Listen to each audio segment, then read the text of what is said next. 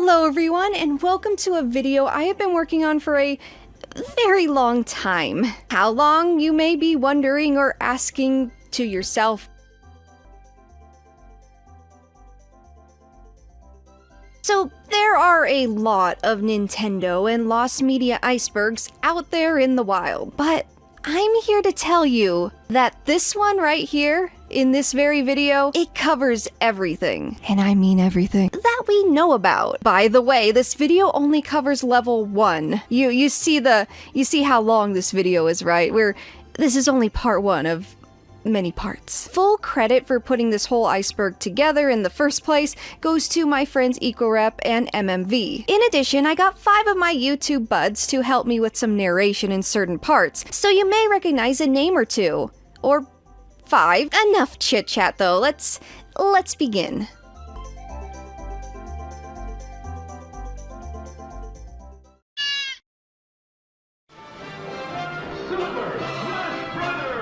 Yeah, I'm sure you're all familiar with this game. The very first iteration saw a 1999 release with a roster that is a mere fraction of the one we know today. The use of video game characters from a variety of different series and even different platforms entirely is part of what makes Smash Bros. So beloved.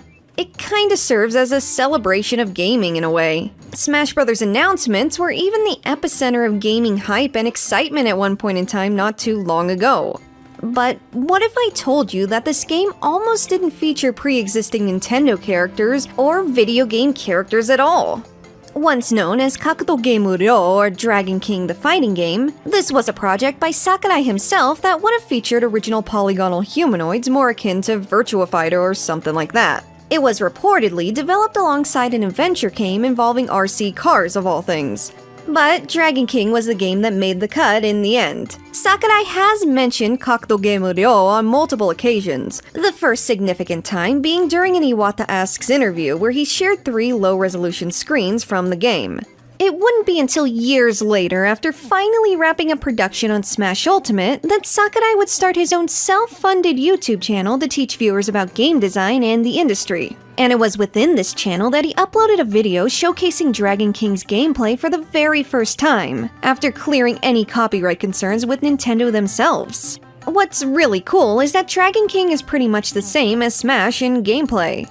But despite this early prototype contained some gameplay elements that wouldn't be seen until 2001's Melee, or even 2008's Brawl. Sakurai's YouTube channel is a treasure, by the way. I highly recommend checking it out. While we can see a lot of the game itself, it's not playable. So, technically, this guy is still considered lost. In the later years of the N64's lifespan, when the GameCube was still very much in development, a number of tech demos were produced to be shown at Space World and E3. The most infamous of these, probably the most infamous of these, is Super Mario 128. As that name suggests, it showcased footage of 128 Marios coexisting on screen. The tech demo footage was first seen in 2000, but trust me when I say that Mario 128 goes back a lot further than that. Talks surrounding the basis of the tech demo itself had been ongoing since way back in 1997.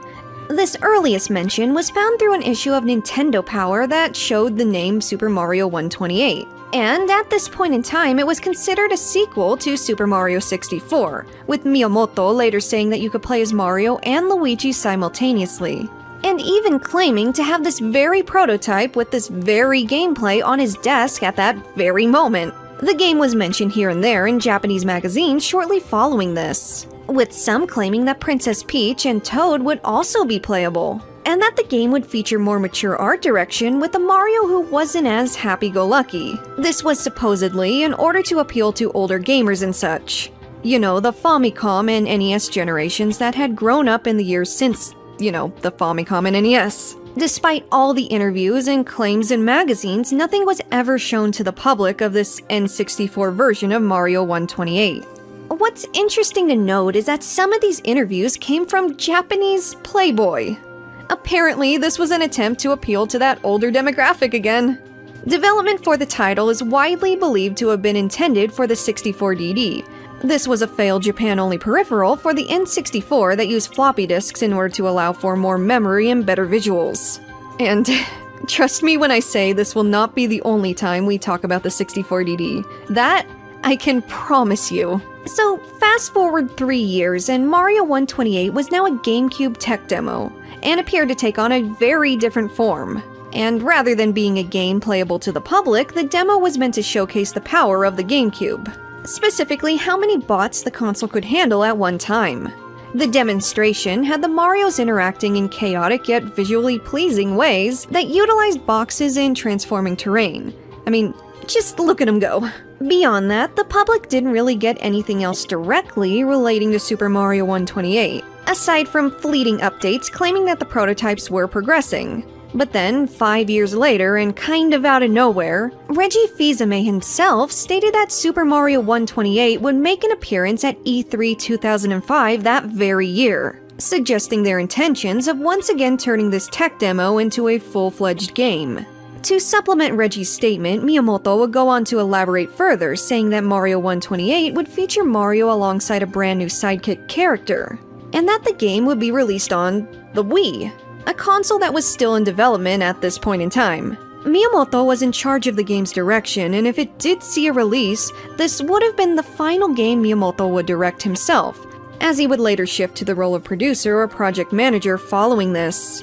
Unless Miyamoto directs again in the future, I mean, while unlikely in my opinion, that's up to the man himself. But yeah, the game was never released. Super Mario 128 didn't even end up being shown at E3 at all. As a matter of fact, the game was confirmed to have been cancelled in 2006. In 2007, further elaboration was given on what exactly happened. Despite the cancellation, Mario 128 apparently went on to influence a great deal of other games, as its assets and mechanics were ultimately utilized in a wide variety of ways. I mean, yeah, it is obvious that Super Mario Galaxy made use of some of that. I mean, the little partner Lumina could even be that sidekick character mentioned. Beyond that, though, some parts of Mario 128 went on to be included in Twilight Princess and even Metroid Prime. And, of course, Pikmin. That makes way too much sense and kinda goes without saying, but you know, of course Pikmin. And you may be wondering, if this game was meant to be released after 2005, then how come assets were already passed on to Pikmin and Metroid Prime well before 2005? These two were early GameCube releases. Well, several prototypes were created for Mario 128 during this time period, this very long time period. These prototypes were provided by different teams entirely. Titles of two of these known prototypes were provided to news outlets, one being the Mario 128 Project, with another being known as the 100 Marios Project. Now, all we have in regards to dedicated Mario 128 media is the footage and screenshots from that 2000 Space World demonstration. We have no idea what Mario 128 as a standalone game became in the years prior or to follow, and how far they got in development. There's probably multiple builds and prototypes and such that were made. Taking into account how its development was anything but linear and simple, who knows how far it strayed from that demo on Miyamoto's desk or even the Space World demo, or anything to exist beyond that with all of that considered. So yeah, it's lost, of course. Before we get into this one, allow me to introduce you to a little cult classic game called Super Mario RPG. Developed by Nintendo and Square Enix, known back then as Squaresoft, this SNES game is a classic and beloved by many. That's not what the section is about, though, because while the next Mario RPG title would end up being Paper Mario on the N64, adopting some of the battle mechanics yet being a completely different game in itself, there may have been originally plans to make this game a sequel to Mario RPG. At least that's what's speculated by some, as the game was originally announced as Super Mario RPG 2, and looked different from the final result.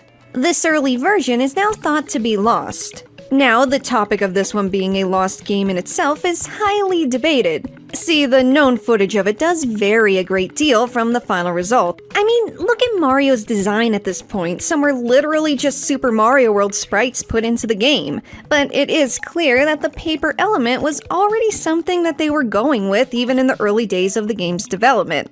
So, rather than this being its own cancelled game, it it probably isn't its own cancelled game.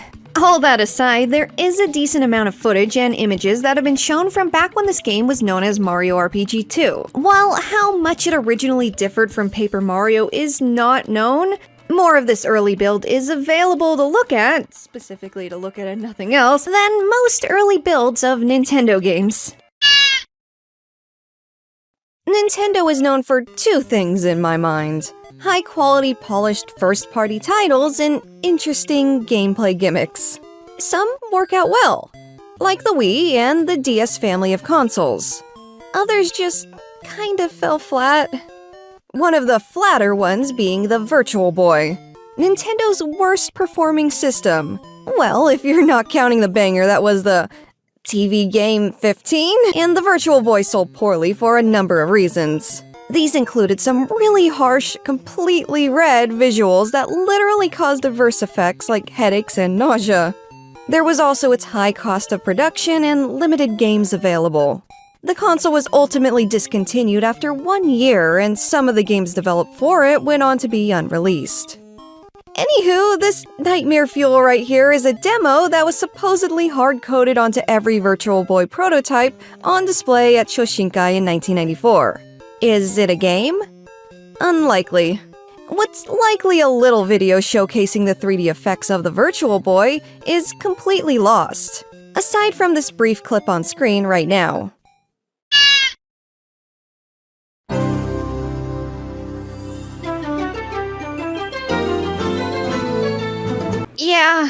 Yeah, we've all heard of this one too. Back during a time when Nintendo was not at all as protective over their properties, the Philips CDI was a thing that was out and on the market. It's kind of like a glorified educational DVD player, but more primitive and somehow worse. So how exactly did this partnership come about?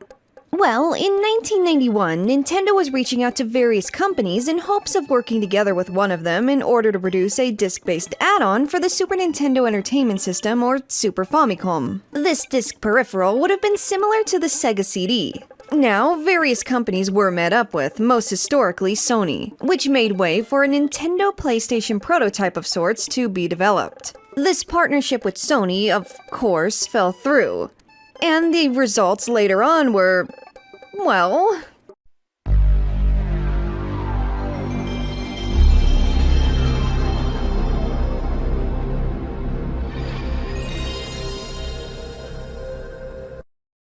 the other big publicly known company Nintendo reached out to was Philips, and while a CD add-on never did happen there either, a deal was struck to allow Philips to make use of some Nintendo properties for the CDI, as the first model was set to release in 1991 and its existence was sort of indirectly the result of their talks with Nintendo. See, part of the bargain was that they got to make use of Nintendo's library of properties, and Nintendo was legally bound to let it happen despite not wanting to make a disc add-on any longer. By the way, it's thought that Nintendo didn't end up making a disc drive for the SNES at all because the Sega CD wasn't doing well as it hit the market and time went on. They didn't want to risk repeating that mistake. So, did the CDI sell well? No, of course it didn't. And for that reason, there are quite a few cancelled games for it. And while it's not exactly certain just how many games never saw a release in total, the most notorious of which is probably Super Mario's Wacky Worlds, the unreleased fifth member of Nintendo's CDI abomination cinematic universe. The other four are pretty well known by this point, those being Link the Faces of Evil, Zelda the Wand of Gamelon, Zelda's Adventure, and Hotel Mario. Oh wait, there's actually 6 in total. There's a second unreleased Nintendo game for the CDI. I don't want to spoil anything though, so we'll get to that a little later. Mario's Wacky Worlds was intended to be a genuine sequel to 1990's Super Mario World. Though, rather than taking place in a fictional land, a good portion of Wacky Worlds would have taken place in the real world, with levels taking place in Greece, complete with little gladiator Koopas, Egypt, the Aztec Empire, and Paris. The game remained in development until 1993, reportedly incredibly rushed, with the developers working at all hours of the day for 2 weeks straight just to meet deadlines. Ultimately, Philips pulled the plug on the project when Wacky Worlds was only about 30% finished. This game went under everyone's radar for years, until the internet got its grimy mitts on the CDI games and did, well, internet stuff to them. It was in the year 2008 that what survived of the prototype surfaced on eBay. Shortly after this auction, the ROM for Wacky Worlds surfaced online. While it's not entirely known if this ROM was dumped from that exact prototype from that exact eBay listing, it is likely. Nowadays, there are 3 known surviving prototype builds of this game, and while Wacky Worlds is buggy and largely unfinished, it's found out there and playable. You can even have the genuine CDI experience if you happen to own one and know how to burn game discs. Many already know that Animal Crossing, known in Japan as Dobutsu no Mori, was originally an N64 title. But did you know that Luigi's Mansion was a game originally intended to be playable on the N64 as well? Possibly. Allow me to explain. And, oh gosh, there he is again, the 64DD. As we've already said, a rare and elusive little floppy disk add-on that was only available through mail order for a very short time at the end of the N64's life cycle. While many games were planned, only a few games actually came out and were released for it. 9 to be exact. And trust me when I say they're all very collectible nowadays. Some potential 64DD games went on to just become standard N64 titles. Many were flat out cancelled. And some went on to be developed for the N64 successors, like the GameCube.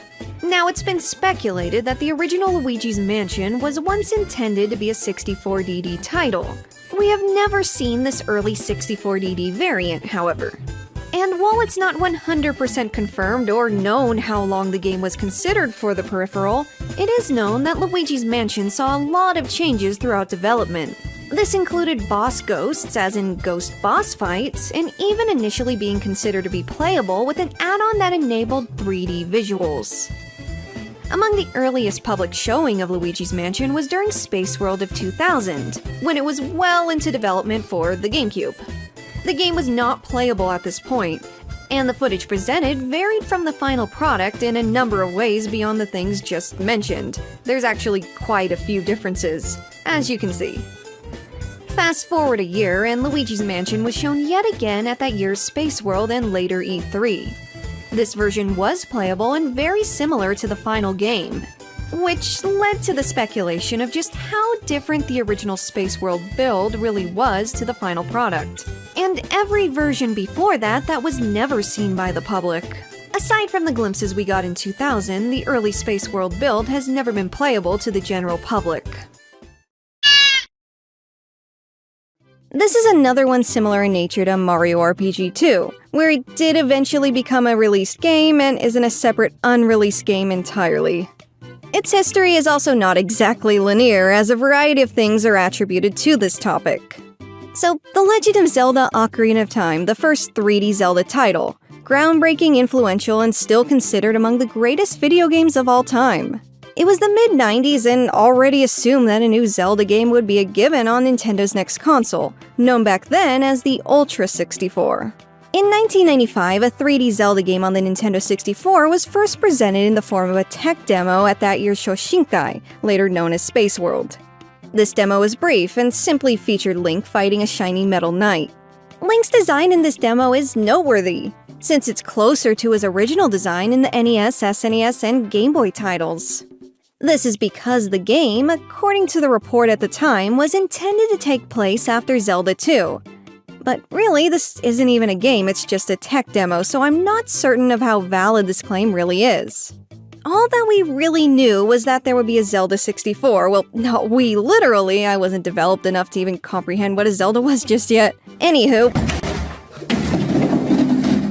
Oh gosh, again? Might as well sit down and make yourself comfortable. Okay, so this was yet another game meant for Mr. DD over here.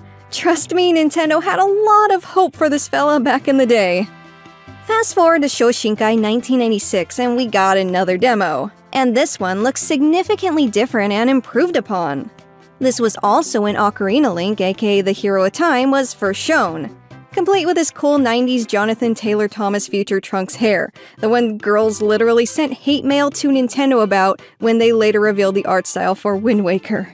This tech demo was similar in what was showed off, with Link fighting a Stalfos this time around. By 1997, Zelda 64 was confirmed to be released as a cartridge after all, as this lad kept getting delayed. Eventually, Zelda 64 just became Ocarina of Time, but a lot of elements and assets were shed from Ocarina during this process. So what exactly differentiates Zelda 64 from Ocarina? While all differences are not cataloged in the slightest, it's generally believed that a lot of content was cut when Ocarina became a cartridge release. Particularly additional memory that allowed the game to remember footprints, grass, and fences that were cut, stuff like that. Game areas were also significantly larger, particularly the Great Deku Tree and Hyrule Field. There were also cut characters, such as this girl at Lake Hylia. And the Great Fairies looked completely different. Less terrifying. Animations were also more fluid and elaborate in the footage seen before release. In short, there's a lot to this one. Between ROM data on the Master Quest release, and map data on an F-Zero development cart being recovered. Oh, and also that giant Giga dumping a ton of beta assets. The full vision of what fans call Zelda 64 has never been seen publicly. The 1993 Super Mario Bros. Movie is not very good, but despite everything, it still has a special place in my heart. As a matter of fact, it's my favorite bad movie to watch. The history of this film, starring Bob Hoskins, John Leguizamo, and Dennis Hopper, is actually pretty fascinating. Again, this was a time when Nintendo granted a lot more freedom with their properties, the same time as that little CDI deal we've already discussed a bit of. And for that reason, the film became pretty much its own thing. Very loosely based on the Mario games themselves. This is because the movie's producer and directors all had a very unique vision in place. One described as darker, more mature, and more quote-unquote adult. And despite this vision, producer Roland Joffe still kept the narrative faithful to the original games themselves. Originally, at least. But then came Rocky Morton and Annabelle Jankel, the finalized directors of the film after a few other potential directors had fallen through. They claimed to be very familiar with the games, yet requested the script to be rewritten and even more dark, similar to Tim Burton's Batman. The script would go on to have various changes as time went on due to going over budget. In addition, Buena Vista, who ended up with distribution rights, demanded the adult scenes and visuals the directors insisted on be toned down significantly.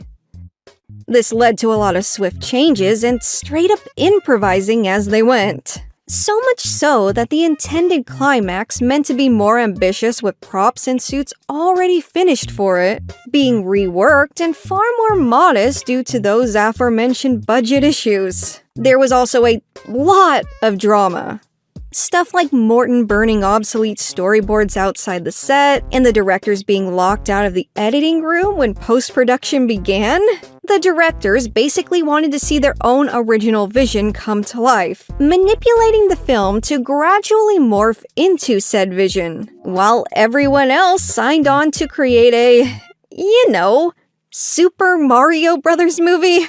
It's also been said that the directors fought amongst each other frequently, mistreated everyone on set, and it was generally just a miserable work environment. I've read that the directors are now blacklisted from Hollywood. The takeaway from all of this is that over the course of this very messy production, there was a lot of cut content from the final film. The list of deleted scenes, varying in subject matter with some recovered and some still lost, is pretty extensive. This list may not even contain every removed scene. A lot of deleted content has been found over the years though. In 2019, an eBay user associated with Joffe's estate had listed a plethora of items from the film's production. Among these was a 1992 work print. In 2021, what was dubbed the Morton and Jankel cut was uploaded online with over 20 minutes of footage that never made it into the final release. In 2022, that full 1992 rough cut of the film was uploaded to archive.org following its inclusion on an Australian Blu-ray release. Another cleaned-up release took place in February of 2024 as well. There are still a lot of unrecovered scenes out there, a good number actually, and the extensive efforts in preserving the original vision of this movie remains ongoing. This next topic might seem a little weird, but it's also really cool.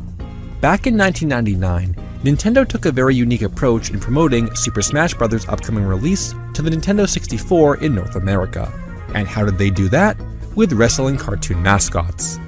Also referred to as Super Smash Bros. Live, Slamfest 99 was a promotional event that lasted from 11 AM to 1 PM and took place at the MGM Grand Adventure theme park in Las Vegas.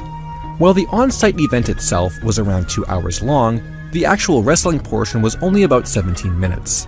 And this 17-minute show was live-streamed via Real Player in 1999, which makes the media itself a very early live stream.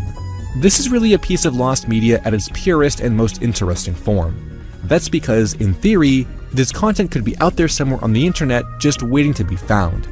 That is, if any recording or upload of the Slamfest livestream still exists, as a recording of the stream was once up on the official Nintendo website, but that's long gone now. As of right now, we don't know if this video still exists at all. Despite that, many online have become intrigued with Slamfest, asking others about it and trying to uncover anything on the livestream itself. As a matter of fact, many people online in the earlier years of the search had never even heard of this event, with some wondering if it even existed at all. Mainly noting that the costumes that were used in the TV commercials were the same ones used at this event. The manufacturer of them is KCL Productions, who have worked with Nintendo for many years and were contacted on multiple occasions. No, they don't have a copy of this. Of course, we eventually found out that Slamfest was confirmed to be real, and through some archived web pages talking about the event, a handful of coverage was archived, ranging from IGN to Nintendo fan sites, some with promotional images of the event, and links to the long-dead video of the stream. Unfortunately, there aren't a whole lot of sites that mention the event. It wasn't covered by most video game magazines at the time, and shows how obscure Slamfest has really become.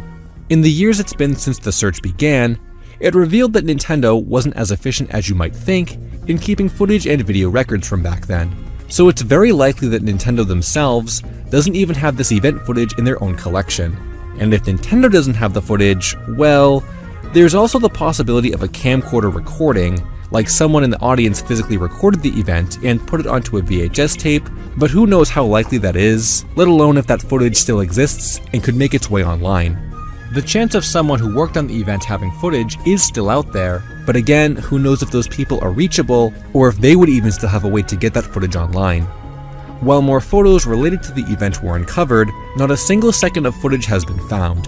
Hopefully that changes though. This event of Nintendo mascots beating each other up has become quite coveted in the lost media community in recent years. While pretty well known, this topic is a bit tricky to explain. It might exist or it might not, but that's just part of the fun deciphering this whole thing. With that said, allow me to attempt explaining this one in the most efficient way possible. In the June 1989 issue of a magazine titled Video Games and Computer Entertainment was a listing of games for trade or sale. This listing was known as Play It Again, and among these was a mysterious game called Yeah Yeah Beavis 1. Besides its price at a staggering $33.95 in 1989, no other information was provided. This game reappeared within the following July, August, and September listings. Then it suddenly vanished and was never again seen in any issue of Video Games and Computer Entertainment. But that wasn't the end for this mystery. In the following October, the game, now shortened to Yeah Beavis 1, was listed for sale by another video game mail-in service, Funko. This continued until January of 1990, when the game once again vanished, this time permanently. No game titled Yeah Yeah Beavis 1 or anything similar was ever released, leaving many to wonder what exactly was this game. A popular theory is that it was simply a bad translation of a then upcoming Japanese game, possibly the Famicom platformer Raidai Kyonshi Baby Kyonishi no Amida Dai Boken. This game, produced by Bandai, was never released in North America. It wasn't even released outside of Japan, even. Others believe it to have been an unlicensed game or even a fake listing or a copyright trap. meant to catch anyone who plagiarizes their game list. In 2021, members from the Lost Media Wiki forums got in touch with Neil Levin, founder of Play It Again. He confirmed that inserting fake listings to catch people copying them was a common practice. However, whether Beebus was merely a copyright trap is still up for debate. Now, if you want more info, here are some other videos on that topic that provide a much deeper dive. We've already kind of talked about this, but this time it's from a different perspective. In 1996, right after Mario 64 had just dropped, Miyamoto claimed a sequel was already being discussed and worked on. Now keep in mind, the line between Mario 128 and Mario 64 2 is very, very thin. Their identity during development was even more synonymous in these early days. As I mentioned before, the development of these games was often not linear. Multiple teams were busy brainstorming and presenting different builds at the same time, to my understanding. But as you likely already know, a sequel to Mario 64 was never released, despite so much effort to make that happen. And y'all already know what comes next. It's unfortunate, but neither of these games ever saw the light of day in their own pure, concentrated, dedicated game forms. Keeping this one super brief too. This specifically refers to the Super Mario 64 beta that was shown to the world at Space World/Shoshinkai back in 1995. This specific build had a few notable differences when it came to character, level, and sound design. Images of what's presumed to be this early build were also discovered within a patent for the Ultra 64 console before it was the Nintendo 64. Grand Theft Auto isn't exactly a family-friendly game series, despite a lot of the player base being kids, and for that reason, not many GTA games have made their way onto Nintendo consoles. Now, don't be mistaken, this specific release would not have been its own unique title. Grand Theft Auto 64 would have been a port of the original PS1 title, for the most part, with improved graphics from the original somehow, and there would also be apparently new levels and new characteristics. Whatever characteristics means. Maybe it's a typo, maybe they mean characters instead? So yeah, GTA 64 was cancelled when the port was reportedly about 50% complete. And it was shown at E3 in 1999, but do we have any footage of that? No, we do not. All we do have are some magazine snippets and an IGN article. You know, the one with the quote-unquote characteristics. Man, these old IGN articles are so fun to read through though. It has stuff like, imagine this. Somebody's about to have a bad day. You mouth to yourself and then pull the unsuspecting driver right out of his car. Apparently that's how you're supposed to imagine yourself while playing GTA, I guess. Oh wait, there is one more thing that confirmed this game's existence. There's also this old design document from 1995 that has the Nintendo 64 listed as one of the consoles GTA 1 would be released on. Back when the N64 was known as the Ultra 64. So the N64 version was planned since the early stages of development, it seems. So yeah, we don't know why this game was cancelled or whatever became of that build, but with how a lot of cancelled ports, builds, whatever of old third-party games have surfaced in unique and sudden ways in recent years, maybe the same will happen for GTA 64 someday. Maybe. This one involves a 2007 YouTube video featuring footage of Super Mario 64. Back in 2007, gameplay footage, let's plays, and the like weren't something you commonly saw online. A lost YouTube upload, titled Super Mario 64 Big Star Secrets, is noteworthy in regards to this, and for another reason as well.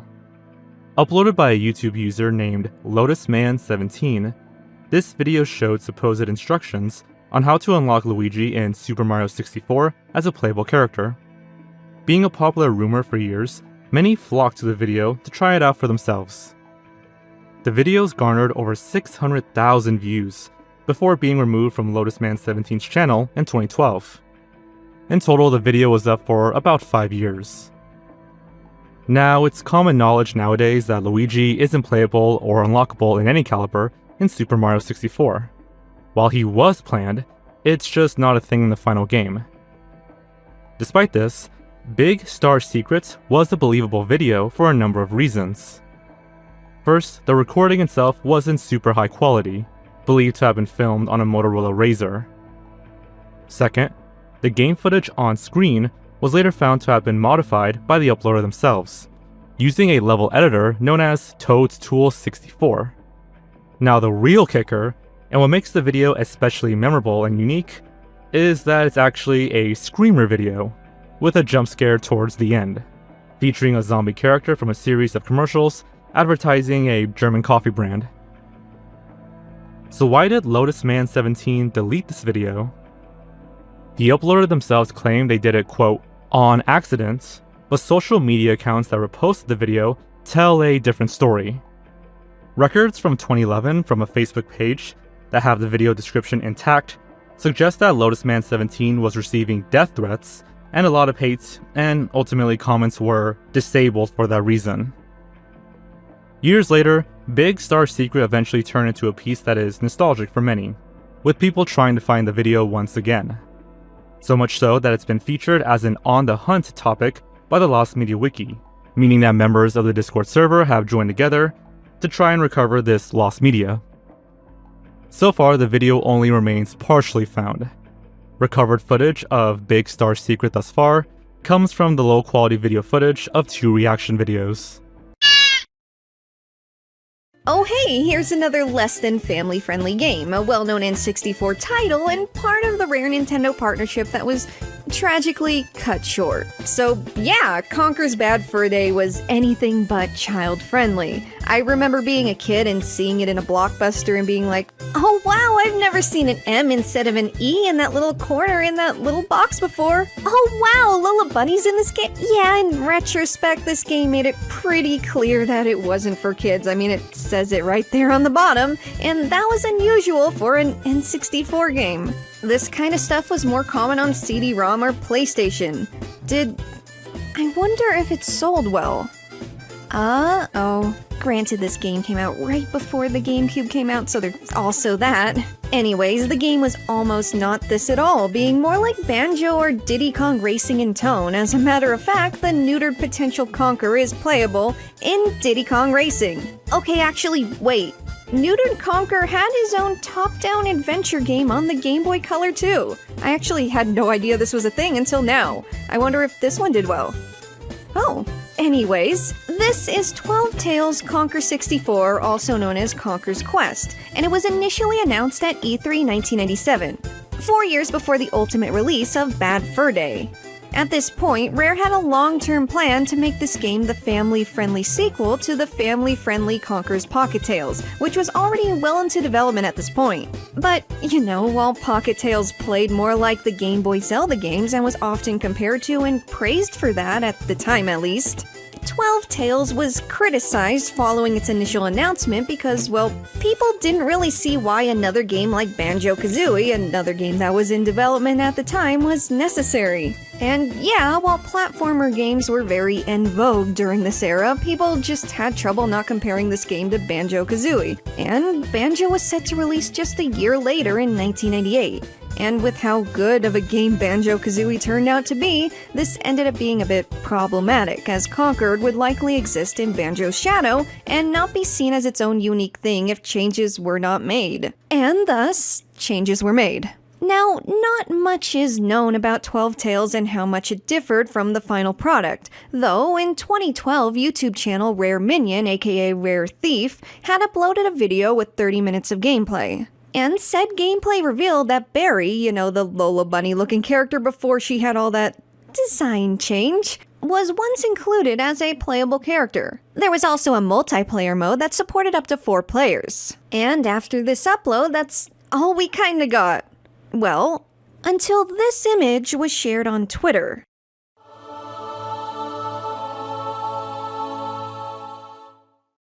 March 28th, 2023. Just a little over 10 years later. This was when Tim Stamper, the co-founder of Rare, shared an image, and a little later this corresponding clip of a surviving 12 Tales prototype.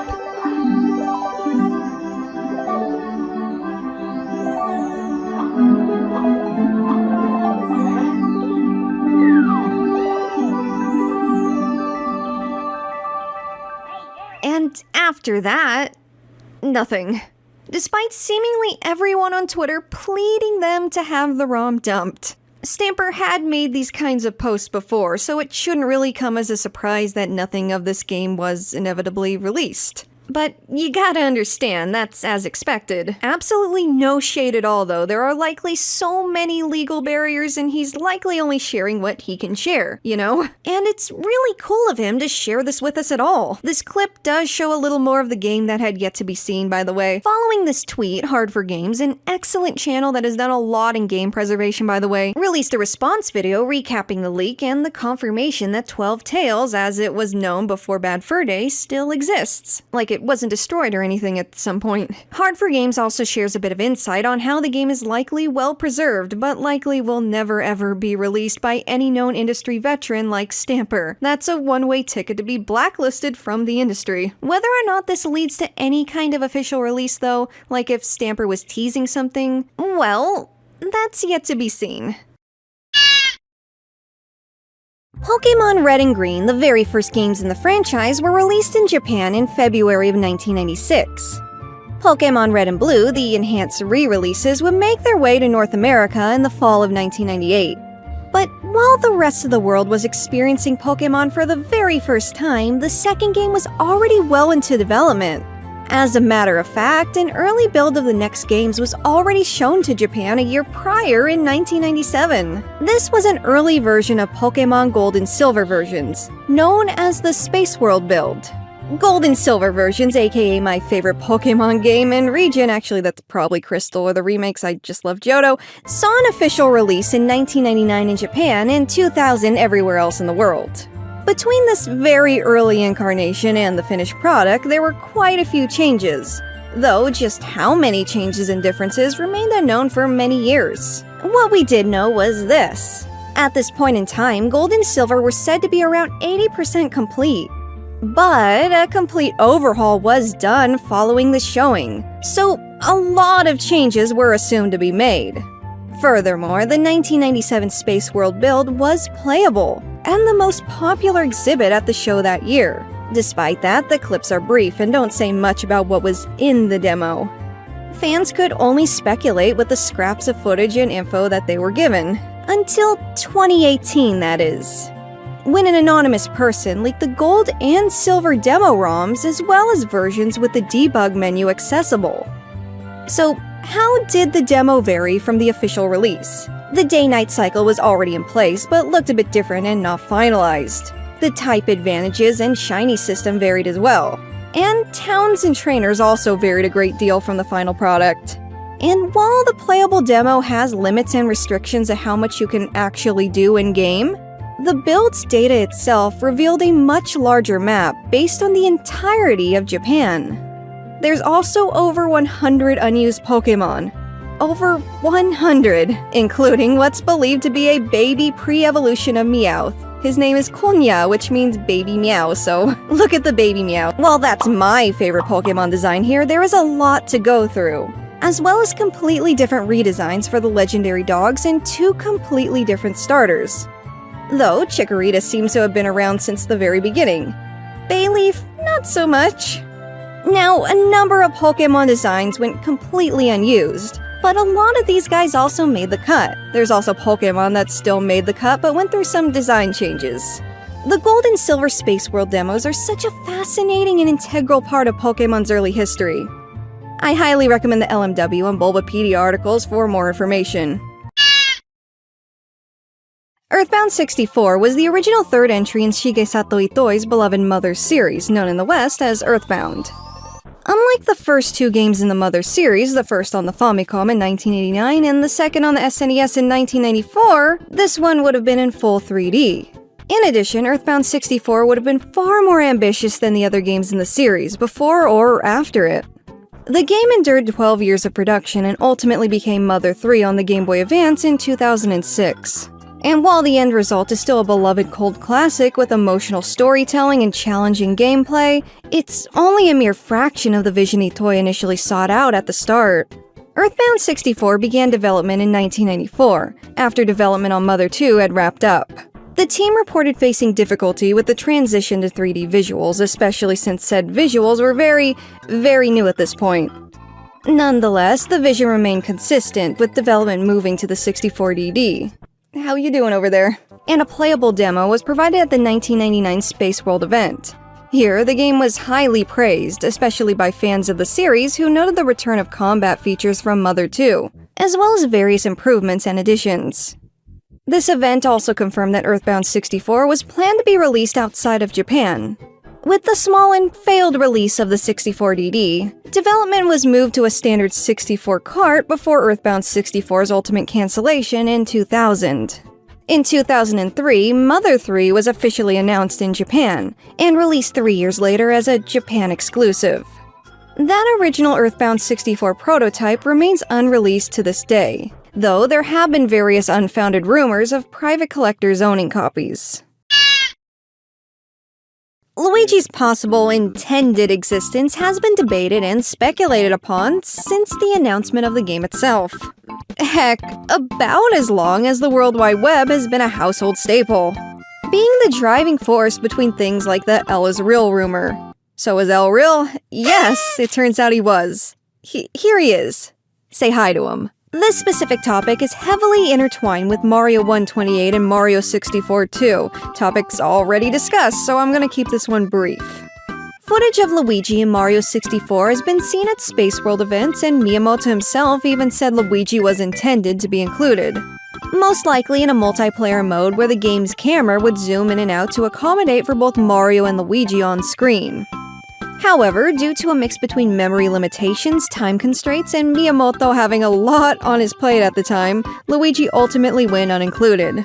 It was in the summer of 2020 when the infamous Giggly Cat occurred that Luigi's inclusion was officially confirmed. Well, not officially. Using the assets uncovered, the original model was pieced together, and we can now truly witness what could have been. And while on the topic of removed characters, Kamek, the Magic Koopa introduced in the game Yoshi's Island who canonically raised Bowser, was originally intended to be included in Mario Kart 64. How is this known? Back when Mario Kart 64 was first shown to the world, known as Mario Kart R, the R stands for render, not racing or anything like that, and in one of the early screenshots shared to Nintendo Power was an early version of the character select screen. One with completely different renders of the characters, front-facing rather than at an angle like the final version, and Kamek being a selectable character rather than Donkey Kong. It's possible that Kamek may have been fully playable by this point, as 2 other images show Kamek's sprite visible in the actual races. It's likely that Kamek was ultimately replaced with Donkey Kong due to the latter's popularity following Donkey Kong Country in 1995. Another theory is that Donkey Kong was always intended to be included in Mario Kart 64. Because Donkey Kong's model was provided by Rare, it's assumed that Kamek may have been a placeholder or intended only for use if Donkey Kong's inclusion fell through in some way. Kamek wouldn't be officially included in a Mario Kart game until 2019, when the character was added to the mobile game Mario Kart Tour. The DS and Wii era was filled to the brim with unique and unexpected third-party titles. Among the most bizarre instances is a potential Nintendo DS game based on the 2004 teen comedy movie Mean Girls. And not only is it a tad offbeat, this video game adaptation is among the original holy grails of lost media, a well-known topic of discussion from back in the earlier days of the community. The games were part of a series of movie tie-ins that Paramount was experimenting with, as PC games for Pretty in Pink, Clueless, and Mean Girls were also in the works at this time. Mean Girls DS was its own separate project, developed by Italian developer 505 Games and intended for a 2009 and 2010 release in Europe and North America respectively. The game would place you in the role of Katie Heron, a new girl at school who just moved back to the States after being homeschooled in Africa. At the height of the game's announcement, fans were quick to note that the titular character Katie Heron, played by Lindsay Lohan, had been absent from the game's official box art. This last-minute removal was later confirmed to be a decision made after Lindsay's quickly shifting negative public image at the time. While Mean Girls DS was nearing completion, the game was abruptly cancelled and unreleased. Sparse mentions of the game online would pique the interest of those in the lost media community for years to come. It wasn't until July of 2021 that YouTuber RayMona, otherwise known as yours truly, was able to obtain a copy of the game from an unnamed developer. Because the team at the end of the pipeline of this project was fairly small before the game was cancelled, the anonymous developer who had shared the file with me had requested to only show footage of the game rather than dumping the ROM outright, as they were still relatively active in the gaming industry and was worried of the long-term ramifications if the leak was somehow tied back to their name. Agreeing to these new terms, I enlisted the help of Lost Media Wiki user Tommy Shadow, and we were able to put back the pieces of the corrupted build and produce almost 2 hours of footage from the game, which was then made available to my YouTube channel. You remember how we talked about the CDI a little bit earlier? Well, we're not done yet. Mario Takes America, the lesser-known step-sibling of Mario's Wacky Worlds, was another cancelled Nintendo character endeavor on the Philips CDI. This one was developed by a Canadian developer known as Cygam. This one is a little different from the other CDI Nintendo titles, as Cygam approached Philips themselves with their pitch for the game in 1992. The premise would involve Mario, the man himself, in New York City. Wanting to star in a Hollywood film, Mario set forth on a journey across America and presumably taking America at the same time, to reach Hollywood, California and be a big movie star. Hollywood kid. Mario Takes America was unique in both its gameplay and visual style. Unlike typical Mario games, this title would have featured full motion video. Mario himself will be portrayed over this footage and will look similar to his design in cartoons at this time. Footage for this game was shot in a wide variety of locations across America. Unseen64 has a fantastic article detailing just how creative the video sequences had intended to be. Original footage was captured in Manhattan, Niagara Falls, Louisiana, Texas, South Dakota, Vegas, and Los Angeles. This is just the footage confirmed to have been taken in full and already incorporated into programmed levels. Other locations such as Detroit, Colorado, and Florida were also filmed and intended for use in the game. Cygam's vision was absolutely ambitious, but this ambition ultimately led to the demise of the project itself. The full motion video aspect ended up hindering the game's progress a great deal, taking up a significant chunk of memory and running poorly on the CDI itself. It's worth noting again that the CDI was basically a glorified media player, and seeing how awkward and slow gameplay is on the released games for the system, I can hardly imagine how awkward and clunky a game with full motion video was. While initially impressed with what Cygam had pitched to them, the inevitable limitations and poor performance of the game led to Philips canceling the project sometime around 1994. Because Philips was funding this whole thing, the cancellation left Cygam in a pretty bad place. Cygam had made backup versions of the game with Sonic the Hedgehog if Sega ended up being cool with this, and 2 original characters named Heavy and Metal if that also fell through.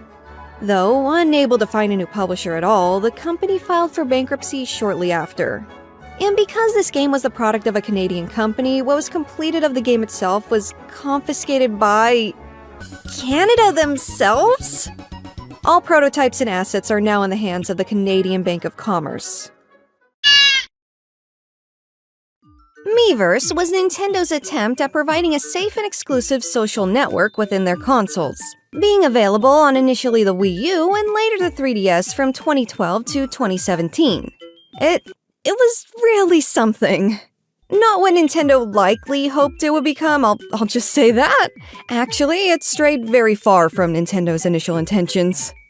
When Miiverse went down, so did a lot of these iconic and possibly not so iconic posts. Oh, another cool feature of Miiverse was the art people would also post.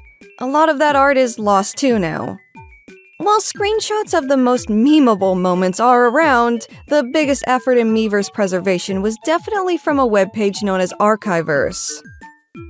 This archive was successful in archiving over 1 million Miiverse posts, equating to around 17 terabytes of data that would have become unsalvageable once the service shut down on November 8th of 2017.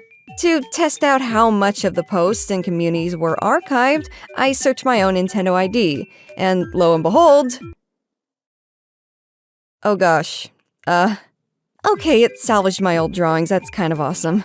Anyways, because these archive efforts came about so shortly before the closure, not all could be salvaged, and a large number of posts and content are now just lost to time. Some aspects of my very own profile were not archived, and who knows what else wasn't.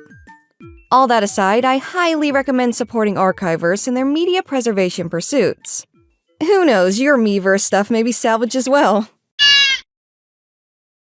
Long before the Mario movie, and also this Mario movie, was The Mario Movie, an animated film with a very unusual release that left it difficult to obtain for a number of years. Super Mario Bros. The Great Mission to Rescue Princess Peach is a 1986 Japan-only release produced by Nippon TV and a little short-lived studio known as Grouper Productions. While Super Mario was one of their very first projects, they worked on a few Sanrio OVAs and assisted in the production of DNA Squared before dissolving in 1995. The Great Mission to Rescue Princess Peach was created to promote the second Super Mario Bros. Game, the one that was so difficult we never even got it in America, and it was released in theaters as part of a double feature. That's right, you bought one ticket and you got to see two movies.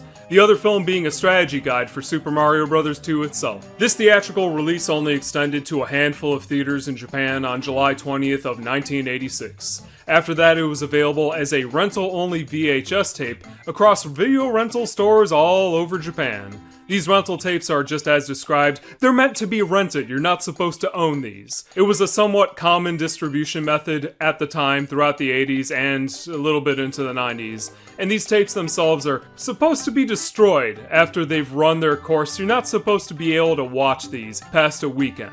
While there's a ton of promotional material for this film, ranging from books to telephone cards, the movie itself is very, very difficult to track down. Or at least it was until recently. In 2007, users of a popular fan site, YoshiArt.com, came together to produce and digitize the entire film, and that entire movie is now available in 4K, scanned from the original film stock on YouTube this very day.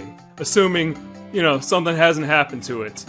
I don't know. Are you in the future? Are you watching this and it's not there anymore? If it disappears, I really can't do anything about it. Maybe jump on that before something happens. Good movie. As you could likely guess, this would have been the third entry to the Banjo-Kazooie series of games. Or, well, it would be if it was real. See, it was assumed to exist simply because of a joke at the end of Banjo-Tooie with the antagonist saying she'll be back in Banjo 3. And because Rare was purchased by Microsoft in 2002, the timing was a little coincidental, having some assuming the game was cancelled because of this acquisition, and would have been made for the GameCube originally. Especially since Space World 2000 showed a tech demo off with Banjo characters in it. But yeah, Banjo 3 never existed, it's been confirmed. Also known as the Porygon episode, or more crudely, the Seizure episode, Computer Warrior Porygon is a 1997 episode within the Pokémon anime's first season. During this episode's conclusion, a series of aggressive flashing lights played on screen, which led to many photosensitive viewers experiencing anything from blurred vision, nausea, loss of consciousness, to convulsions. Many were hospitalized, and the Pokémon anime went on a 4-month hiatus while scientists were tasked with figuring out what exactly caused this. The incident in itself put the entirety of Japan in a state of mass panic. This panic caused additional hospitalizations. Pokémon home video releases were pulled from shelves, rumors began spreading claiming that any episode of the show could give you a seizure. It was mass hysteria on one of its largest recorded scales in Japan. I made a video talking about it at greater lengths if you want to know about all the details, especially its social impact within Japan. Now, an English dub of this episode is something that has been rumored to exist for many years. The English dub premiered in 1998, but some have speculated that a dub may have been recorded before the incident and just went unreleased. A series of inquiries have been made towards the original 4Kids voice cast over the years, beginning in 2004 with Veronica Taylor, the original voice of Ash. Taylor stated that this episode was never dubbed and wouldn't be in the future. But here's where things get interesting. In 2008, Maddie Blaustein, the original voice of Meowth, had been asked the very same question. Her response was that a full dub had been produced. Because the episode was later banned from airing, with 0 exceptions made, this 4Kids edit was ultimately scrapped. While Blaustein would tragically pass away shortly following this very interview, other voice actors would confirm the existence later on. Most notably Eric Stewart, the voice of Brock and James at RameCon in 2016. Stewart even stated that he saw the episode firsthand. All that aside, nothing pertaining to the dubbed episode itself has ever surfaced, and the existence does remain unconfirmed. The Forbidden 7 is a term used in reference to 7 characters excluded from Super Smash Bros. Brawl, released on the Wii in 2008. Some of these characters made the cut in a previous game, some were included later, or both, and some never ended up being in a Smash Bros. Game at all. Oh, they're also known as the Forgotten 7. So, who were these characters and how were they discovered in the first place? Well, leftover and overall incomplete game files were discovered on Brawl's disk by data miners.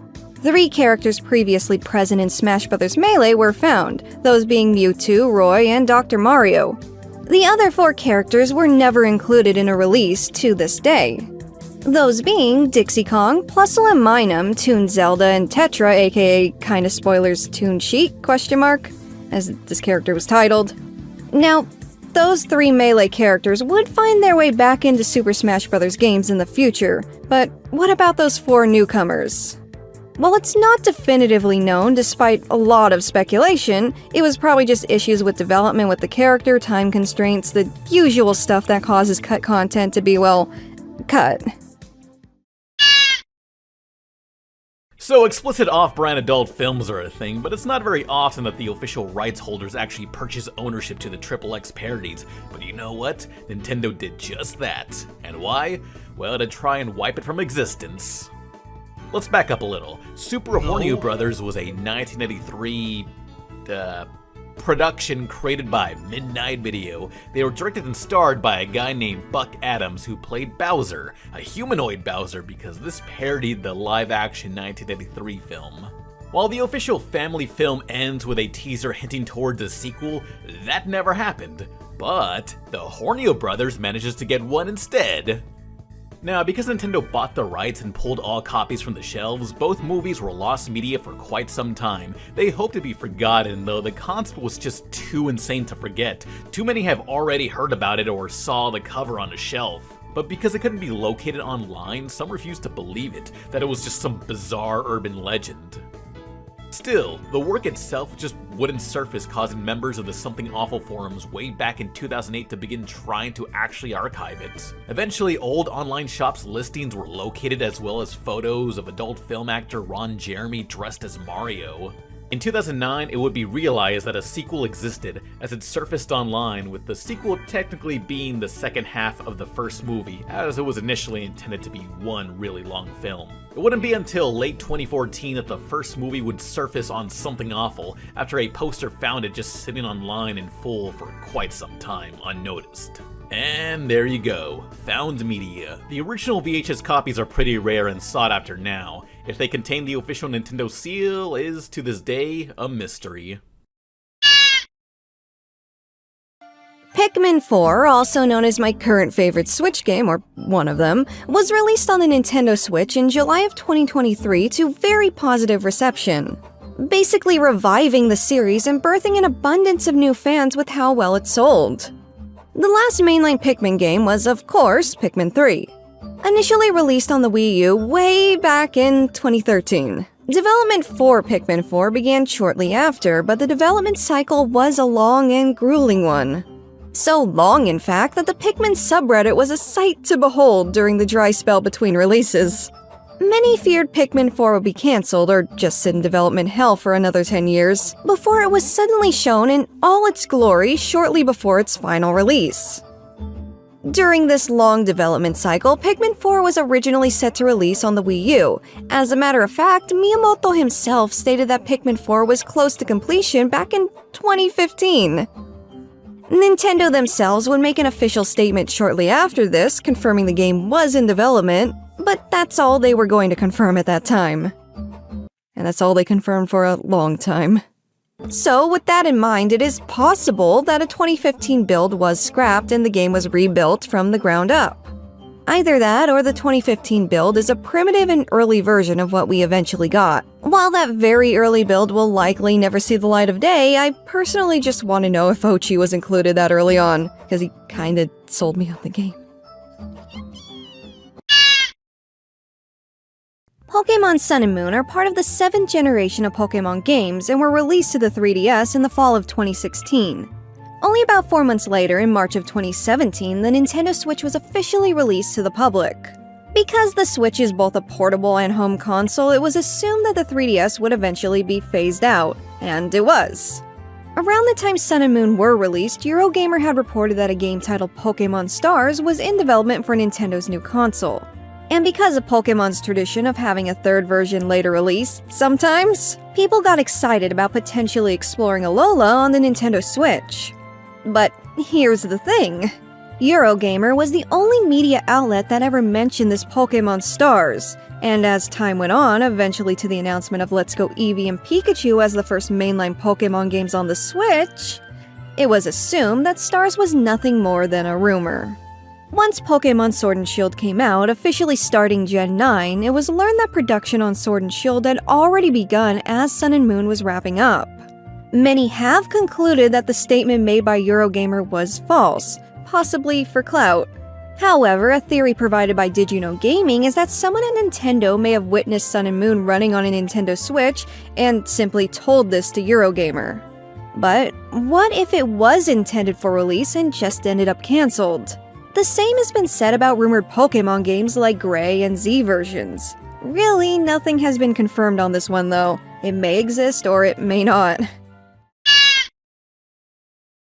Wait, isn't Metroid Dread a game on the Nintendo Switch? A pretty amazing game on the Switch, might I add? Well, yeah, but once upon a time, long before the Switch version's 2021 release, this game took on a very different form, seeing a completely different development cycle and ultimate cancellation. Dread itself is a direct follow-up to Metroid Fusion, a Game Boy Advance title released in 2002. Back in 2005, when Dread began development initially, it was intended to be a DS game, serving as a swift continuation of what Fusion had set up a few years prior. Dread was eventually announced to the public in 2006 and intended for release that same year. Unfortunately, as 2006 progressed, nothing was ever shown or released. While Metroid Prime Hunters, a completely different Metroid game for the DS, saw completion and a release, the same cannot be said for Dread, or at least this version of Dread. Readers of Nintendo Power were told to refer to future E3 announcements for news regarding Metroid Dread, though the game was never mentioned in any E3 to follow. There was a mention of a failed project, quote-unquote, named Dread in Metroid Prime 3 on the Wii in 2007, though it's unknown if this is a genuine Easter egg or just a coincidence. Dread DS did continue its development until at least 2009, as it's been stated that the teams working on Dread faced hardware limitations when trying to get enemy mechanics to work as planned, notably the Emmy characters who are absolutely terrifying in the final release. That aside, this detail infers that the premise of Dread has likely remained the same over all these years. Members of the press have gone on record saying they've seen a completed script of Dread back in 2010. It's unknown how far the DS version of Dread got before being scrapped. This version has never been shown to the public in any way. Okay, so, you know how Zelda 64 was the stuff before Ocarina of Time? Well, Zelda Gaiden is basically the stuff before Majora's Mask, the second and final Zelda release on the N64. Majora's Mask was a game that saw a very quick development cycle, essentially reusing Ocarina's assets, and I mean reusing. It's a great game nonetheless, and the series' favorite of many fans. Before it was meant to be its own standalone game, Zelda Gaiden was instead meant to serve as an add-on to Ocarina of Time with additional content.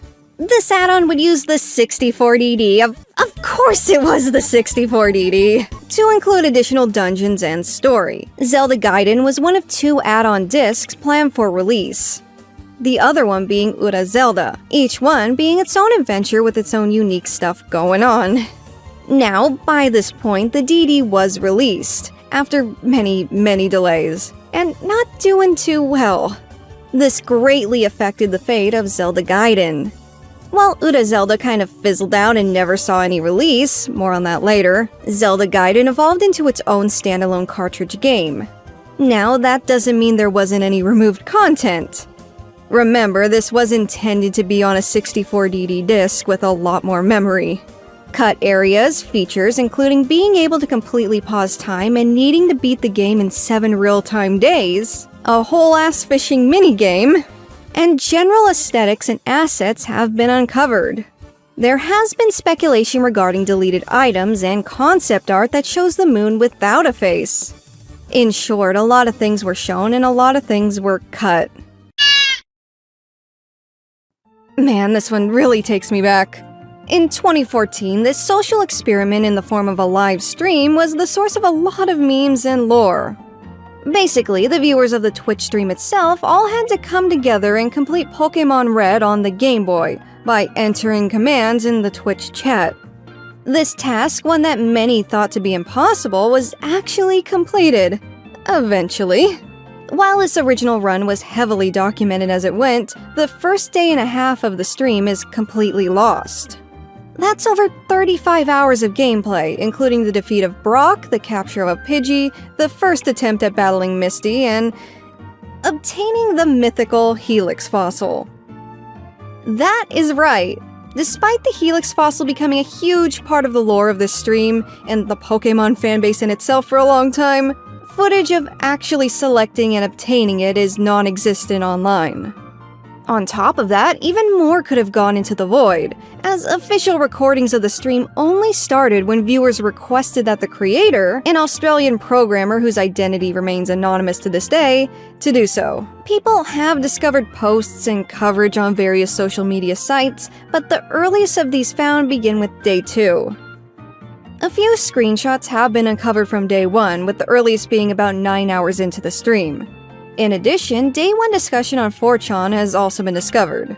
Because 4chan users are anonymous, however, none of them can be reached out to today. This is Kug. Here he is. Now, Kug is clearly a Goomba, but this specific design of Goomba has never been used in any video game. Well, not officially. During the GameCube era, this specific Goomba image was used in a variety of ways when testing out game mechanics prior to release. He was first noted in the files of Super Mario Sunshine, leading some to assume that he was a cut character. But upon further inspection, it looks like he was more of a silly placeholder used for developmental purposes. It's unknown where this drawing originated from, or if it's concept art or a scrapped character or something, though. Star Fox is one of those game series that I feel has a lot of untapped potential, primarily due to how few releases it's seen over the years, and how gimmicky controls kinda drug down some of these few titles, but that's another story. One of the series' earliest entries, its direct sequel as a matter of fact, ended up being scrapped despite being pretty much a completed game. The game in question being Star Fox 2, initially set for a summer 1995 release. Like its first entry, this title was developed by Argonautsoft, who also created the FX chip that made 3D on the SNES possible to begin with. Now, the cancellation was mainly because of the N64's release on the horizon, making these once groundbreaking visuals of these SNES titles obsolete. Star Fox 2 was only shown one time during development, at the 1995 Consumer Electronics Show. The show itself did not receive a lot of press attention, however, due to a little thing called E3 debuting in Los Angeles that same year. Nintendo chose to prioritize the N64 at E3, and thus, Star Fox 2 was never even shown there. While Star Fox 2 was praised at the Consumer Electronics Show, it simply wasn't at the forefront of gaming development at that time. In other words, it was just really bad timing. The official cancellation announcement was made in September of 1995 in an issue of Electronics Gaming Monthly. Though it wouldn't be very long before this unreleased game would surface yet again. 4 years later, sometime in 1999, an alpha build of Star Fox 2 was leaked to the site cherryroms.com. The site would eventually remove this ROM that same year, though in 2002, a more complete build of the game would surface online once again. This 2002 leak is believed to be the final beta of the game. Some even speculate that one of these leaked builds was taken from that Consumer Electronics showing, but that's just vapid speculation. However, we now come to 2017. Enter the SNES Mini, a miniature Super Nintendo. Who'd have guessed, right? The SNES Mini contained 21 SNES titles. Among these was the final completed version of Star Fox 2, officially released for the very first time. And that's not all, folks. In 2019, Nintendo Switch Online, a fairly new service at the time, had announced that Star Fox 2 was among the playable SNES titles included with the subscription, making it officially playable on the Nintendo Switch as well, and among a few cancelled releases eventually released by Nintendo themselves. Pokemon's long-running anime definitely has its fair share of lost episodes and content.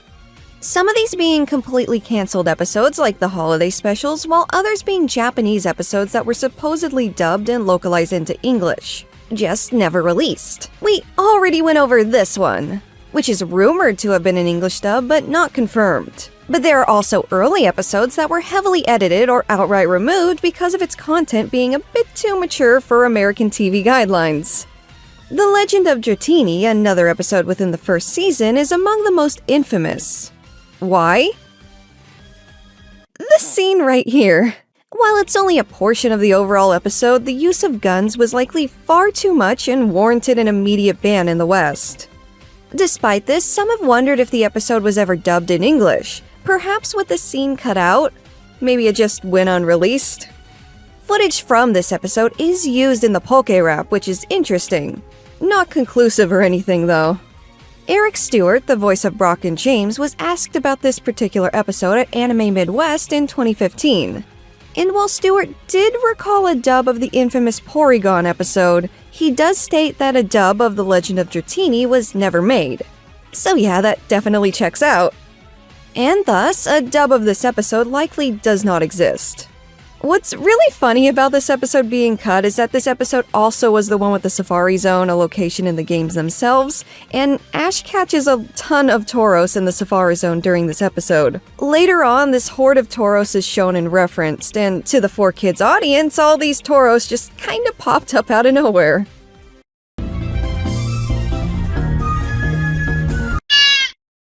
Mario has taken part in almost every sport under the sun. I mean, we got Mario Golf, Mario Tennis, Mario Baseball, Mario on Ice.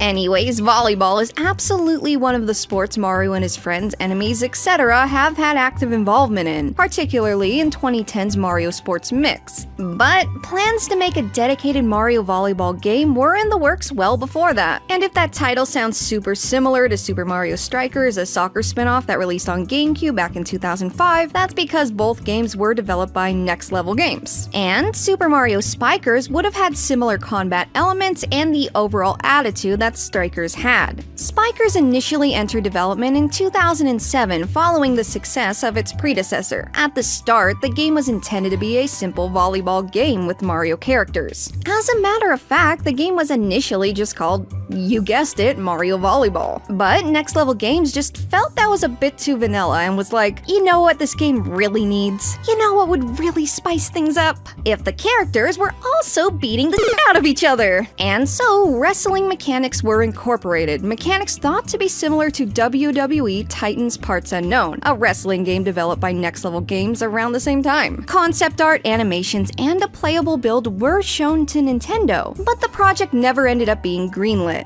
Why? Well, Nintendo wasn't exactly fond of their characters wrestling, and the overall violent tone of the game itself. The nature and presentation of the violence was said to have gone against Nintendo's own code of honor. Spikers was intended to release on the Wii, but Nintendo's disapproval ultimately put an end to these plans. Next Level and Nintendo still had stuff going on though. A sequel to Mario Strikers titled Mario Strikers Charged was released around this time, and Nintendo still works with Next Level Games to this very day. But that playable prototype of Angry Mario Volleyball has never been shown to the public or released in any capacity.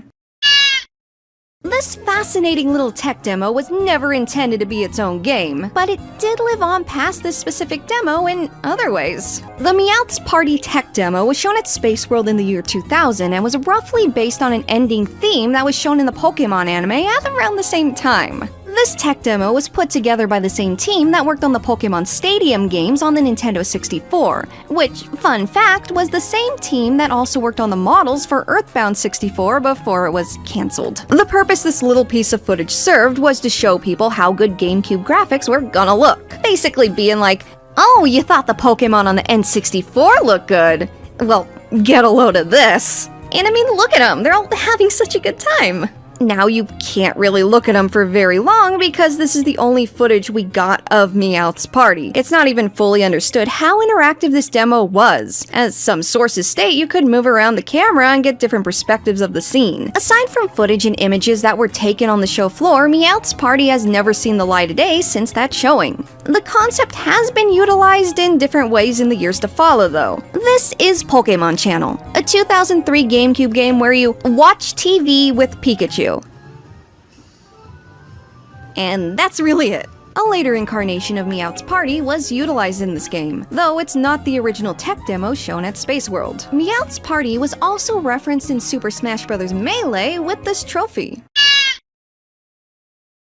No, that BS doesn't stand for what you think it stands for, but it sure was BS that was unplayable for so long, am I right? So the BS actually stands for Broadcast Satellite, and the Broadcast Satellite system in question was actually super cool before its time and something that was never seen outside of Japan. This is the Satellaview, a satellite peripheral made exclusively for the Super Famicom by the Japanese company St. Giga. It had a good run, that being from 1995 all the way into 2000, which was well into the Nintendo 64's lifespan. BS The Legend of Zelda was released in 1995, and it was a 16-bit kind of remake of the original Legend of Zelda game. Only kinda, because you could play as a male or female avatar, and the dungeons were new and completely different from the original. And you know how I just used the word released like the game was released? Like when a game is released typically, it's put on the market? Actually, scratch that, because Satellaview games weren't simply released. Oh no, they were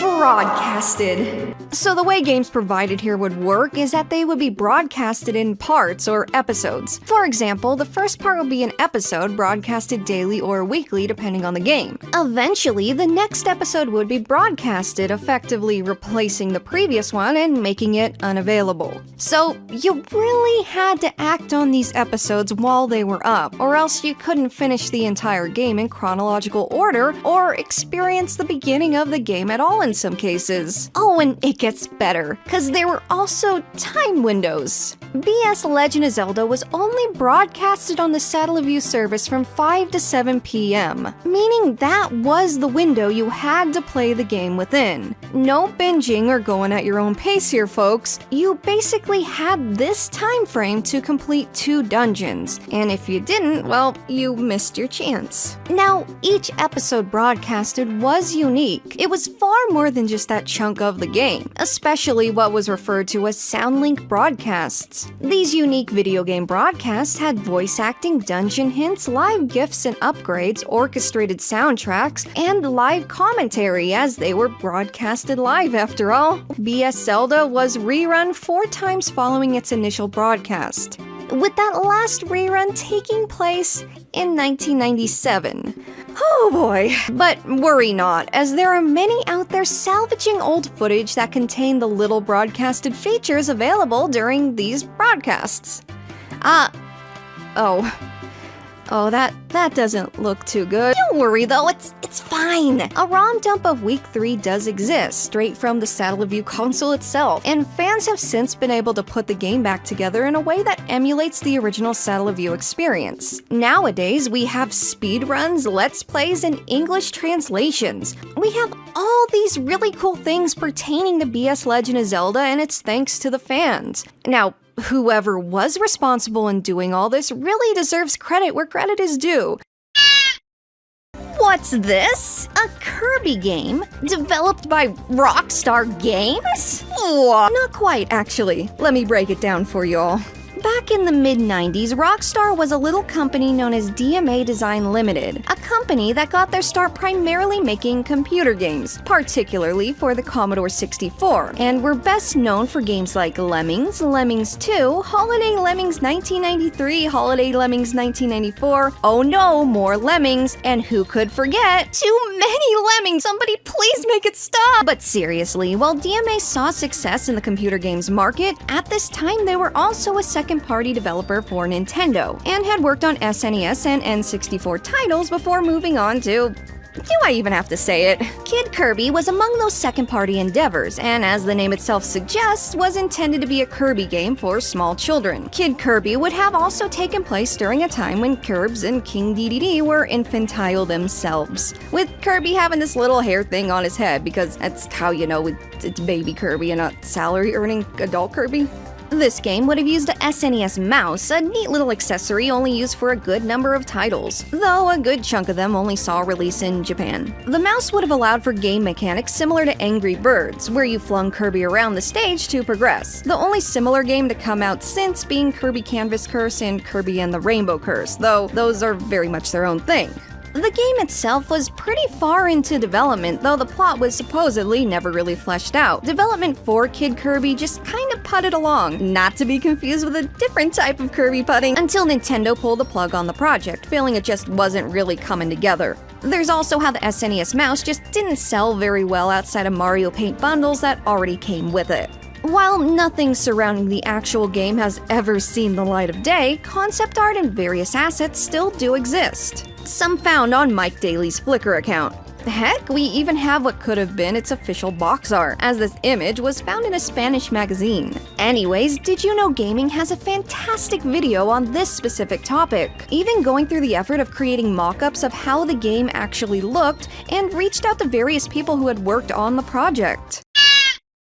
Also referred to as Dream Land of Giants, this was an early Rare title that was in development for the Super NES sometime in the mid-90s, initially. See, this all took place during the end of Super Nintendo's time in the sun and the start of the N64's own life. For that reason, development eventually migrated to the N64. During Project Dream's time in development for the SNES, believed to have begun around 1994, Project Dream utilized the same technology and visual techniques that brought Donkey Kong Country to life around the same time. Project Dream was always a somewhat ambitious project, being an RPG with a wide array of other features. The game would have followed a boy named Edison who carried around a wooden sword and was accompanied by his pets, a dog named Dinger and a parrot named Billy. And what were Edison, Dinger, and Billy off doing? Well, the usual, evading a group of pirates, of course. While the exact plot was never revealed, it's been shared that the game starts off with Edison fleeing from pirates because he caused some kind of trouble for them. Throughout development, Dream was praised for its visuals, eventually evolving to look similar in style to Ocarina of Time and utilizing a unique system for rendering terrain. This system would wrap and stretch the polygons as they loaded in, making for a smoother appearance. Anyways, oh, hi again! Look who it is, everyone! He came back to visit us. Again. Oh, what's that? Oh, you're staying for a while? Oh, yeah, because of the whole fancy stretch terrain deal, Project Dream needed a lot of power to run as intended, which is why the 64DD seemed like the best fit for it. But we all know by now what became of most things for the 64DD, plus the development team faced difficulties getting the terrain system to run well either way. On top of that, some felt the character Edison was a bit too generic for such an ambitious game. Due to these factors and more, Project Dream was eventually scrapped, though characters and elements from Dream were eventually carried over to Banjo-Kazooie. Particularly this guy, he might look familiar. Playable builds of both incarnations of Project Dream are known to exist, but have never been released to the public in any capacity. Rare themselves has shown glimpses of the games in the past though, most notably in 2015 in a video going over the game's lengthy development. Most recently though, Tim Stamper shared a clip of the N64 build on Twitter. Most Mario fans are at least somewhat familiar with the Super Show. This cartoon, produced by American company DiC, initially ran throughout 1989 and paved the way for sequels and spin-off series in the years to follow. The show followed the Mario Bros., Toad, and Princess Toadstool in their journey to stop Bowser, I mean King Koopa. Well, at least this is what the animated sections followed, while the beginning and end of each episode featured a live-action segment that took place in Mario and Luigi's place in Brooklyn, New York, prior to the events of the animated Mushroom Kingdom stuff. These live-action bits were more comedic and sitcom-like, with Mario and Luigi being portrayed by wrestler Captain Lou Albano and actor Danny Wells, respectively. Airing at the same time was the Legend of Zelda cartoon, which you're likely also somewhat familiar with too. Anyways, the Zelda cartoon would replace Mario Bros. Super Show on Fridays. Despite airing instead, the live-action Mario segments would still be shown at the beginning and end of the Zelda episodes, just like any other day of the week. While home video releases did exist in 1989, they only contained select episodes, and when box sets of the entire Super Show and Zelda cartoon eventually saw a release, they did not contain all live-action Mario shorts. As a matter of fact, a total of 7 were missing from the Zelda set. Now, some of the shorts missing from the DVD release were found on the 1989 VHS tapes, while others were salvaged on VHS recordings of TV broadcasts from about that same time. Though some of these broadcast recordings weren't recovered until 2021. All of that aside though, all of the shorts are now found, in multiple languages even. Where do I even start with this one? Oh well, that might help.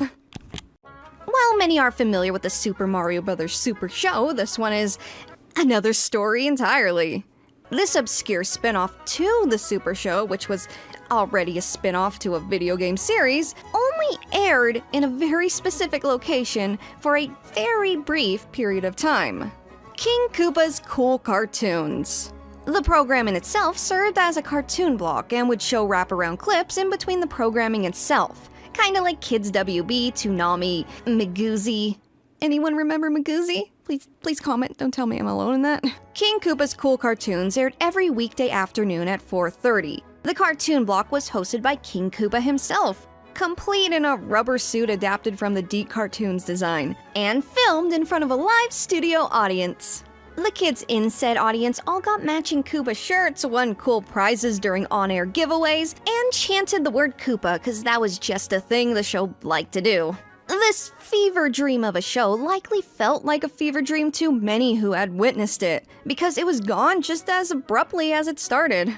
King Koopa's Cool Cartoons only aired during the holiday season of 1989. And if you thought that alone made it obscure, it gets even better, folks. Because King Koopa's Cool Cartoons only aired in Southern California on the Fox affiliate KTTV 11. Oh, and it gets even better, because not only was the show obscure, but it featured questionable subject matter too. Wow! So King Koopa himself was portrayed by 2 different actors, the first possibly being fired for his inappropriate remarks towards the viewers. Friendly reminder here, the viewers were children. There has been a rumor going around for some years stating that Koopa threatened a child on air, saying something along the lines like, "I know where you live." And according to some who worked on the show, this actor also made prejudiced remarks towards the viewers as well. Once again, children.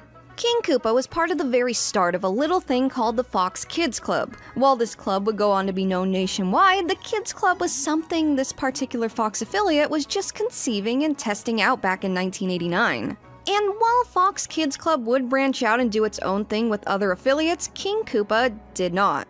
Though there have been claims of it airing in Texas, Arizona, and even the UK during its short run. While potentially promising in recovering some of the episodes, these are just claims. So, King Koopa's Cool Cartoons was poorly received, and was quietly cancelled following that singular holiday season. Oh, and there was also this whole copyright thing that involved Disney. And in the years to follow, it became one of those things that many didn't even remember or know existed at all. Well, until the internet united those who saw it, remembered it, and even took part in it. Footage of King Koopa's Cool Cartoons is incredibly rare and very hard to come by. For the longest time, all we had was a brief clip uploaded to Retro Junk in 2005. A few clips would surface here and there in the years to follow, but the most notable find came within the past year and is still ongoing. This is all thanks to the hard work of BetaGem's Lost Media, who has been going through an archive of Betamax VHS tapes containing footage that aired locally in the San Diego area. And guess what? One of the clips they found just happened to end up being the one where Koopa threatened the kid. It's something that actually happened. I know where you live, Arthur. I'll drop a complimentary piranha into your bathtub tonight, Arthur. As the title suggests, this would have been a Super Mario Land game. Oh, jeez. As the title suggests, this would have been a Super Mario Land game on the Virtual Boy, which actually makes quite a bit of sense since the Super Mario Land games on the Game Boy were created by Gunpei Yokoi, the same person who created the Virtual Boy and the Game Boy. With that considered, a Virtual Boy Mario Land game seemed inevitable. Unfortunately though, this never came to be. Virtual Boy Mario Land was shown at the 1995 Consumer Electronics Show, where the first level was reportedly playable. This was that very same show and year that also had Star Fox 2 playable. Screenshots of VB Mario Land exist as well, which show the game off as a true Super Mario Land game, with some added top-down sections similar to Zelda games, particularly Zelda games of that era. Another fascinating detail is that the game's antagonist appeared to have been Wario. This is due to context clues, we don't know for sure though. Now, Wario's inclusion in itself isn't surprising, as Wario's first appearance was in Super Mario Land 2, where he also served as antagonist. Now, a dedicated Wario Land game did see release on the Virtual Boy, literally being called Virtual Boy Wario Land, and it would adopt some features from the unreleased VB Mario Land, most notably the ability to go into backgrounds of a level. This is actually something seen in quite a few Mario games later on actually. While a good amount of footage of the CES showing is out there, the game has never been released in any capacity. There have been fan recreations of what's been shown on the show floor at CES and even heard, but nothing official. Virtual Boy Mario Land is thought to have been cancelled for the same reason as most other planned Virtual Boy games: the failure of the Virtual Boy itself. It's also been stated that Hiroshi Yamauchi, Nintendo's president at that time, wanted the production of all Virtual Boy games involving Nintendo's biggest series to be halted. With this statement, it can be inferred that Yamauchi didn't want Nintendo's biggest characters featured on an already failing console. I don't know, who knows. The failure of the Virtual Boy itself is largely to blame, no matter how you look at it. As promised, we now come to the Uda Zelda stop on this little tour. Who am I kidding? This tour is anything but little. Uda Zelda, Uda means another by the way, was intended to be an expansion to Ocarina of Time, or rather additional content that enhanced the world upon finishing Ocarina of Time. And it was intended to be released on the, say it with me, the 64DD. Uda Zelda would have included new dungeon layouts and features when revisiting Hyrule after completing the main game, and was initially intended for release in 1998. That didn't happen though. It was mentioned in a variety of interviews, primarily with Miyamoto himself, though his remarks were always a tad vague. He did provide a few crumbs of information though, one being how you could maybe possibly be able to connect your Game Boy camera and make custom masks for the game. There was also mention of online connectivity and randomized dungeons. Miyamoto also regularly mentioned all the content cut from Ocarina of Time when it was demoted from DD disc to standard 64 cart. Now, if you recall from last episode, Ocarina of Time was initially intended for the 64DD. A lot of stuff was removed from the original game due to this, which left the developers dissatisfied with the final version of Ocarina, despite it still being an amazing game, especially for its time, and still is now a really good game. Anyways, it's believed that most of the developers working on Uda Zelda left the project when Eiji Aonuma decided to create a new game entirely, or rather, preferred to create a new game entirely with these assets, which later on became Majora's Mask. For this reason, all the ambitious plans of Uda Zelda just kind of fizzled out, and what the team did end up completing became the Ocarina of Time Master Quest, available as a GameCube disc with pre-orders of Wind Waker, so not something that was released on a large scale. Though it was also a post-game feature in Ocarina of Time 3D. A lot of the unknown was made known with the help and extensive research of Did You Know Gaming though, and I mean extensive research. While I'm here giving my own silly little rundown with my silly little style and silly presentation, those who really want to immerse themselves in every little detail down to the megabyte should check out Did You Know Gaming for a comprehensive rundown of everything. Or everything we know. There are likely many out there watching who have no idea who this guy is. Or, at the very least, have seen him around but know nothing about him. Well, let me give you the rundown. He's a robotic cat with missing ears. And he's from the future! We're getting off topic though. We're supposed to be talking about Virtual Boy games. Long story short, Doraemon is just as popular in Japan as like Snoopy and Garfield are in the West. He's been a part of Japanese media endeavors since the 1960s and has pretty much been a part of most Japanese people's childhoods by now. So what's this doing all the way up in level 2? Well, this particular game would have been one of the very few releases in the infamous Virtual Boy's catalog. That is, if it made it to release. Doraemon, Nobita's heart-pounding Ghostland, I just said what it would have been called in English, also this guy is Nobita, would have been a platformer game with amusement park-themed levels, stuff like roller coasters and bungee jumping, in a Virtual Boy game with Virtual Boy visuals. I don't know if that would have been a good thing or a bad thing. This game was intended to be released in 1996, but the Virtual Boy barely made it that long itself before it was discontinued. Doraemon Heart-Pounding Ghostland, okay. Doraemon Nobita no Doki Doki Obake Rando, as it would probably have been read, was never released and no footage of the game itself exists anywhere either. A total of 7 still images were recovered from Japanese game magazines from this time, one of them being a review of the full game, which suggests but doesn't confirm that the game may have been fully completed. Diddy Kong Racing was a hit game on the Nintendo 64. It was like Mario Kart, but it wasn't Mario Kart. You could pilot planes and boats, or were they hoverboards? In hoverboards! There was a villain, a story, and an actual world you could go around and explore.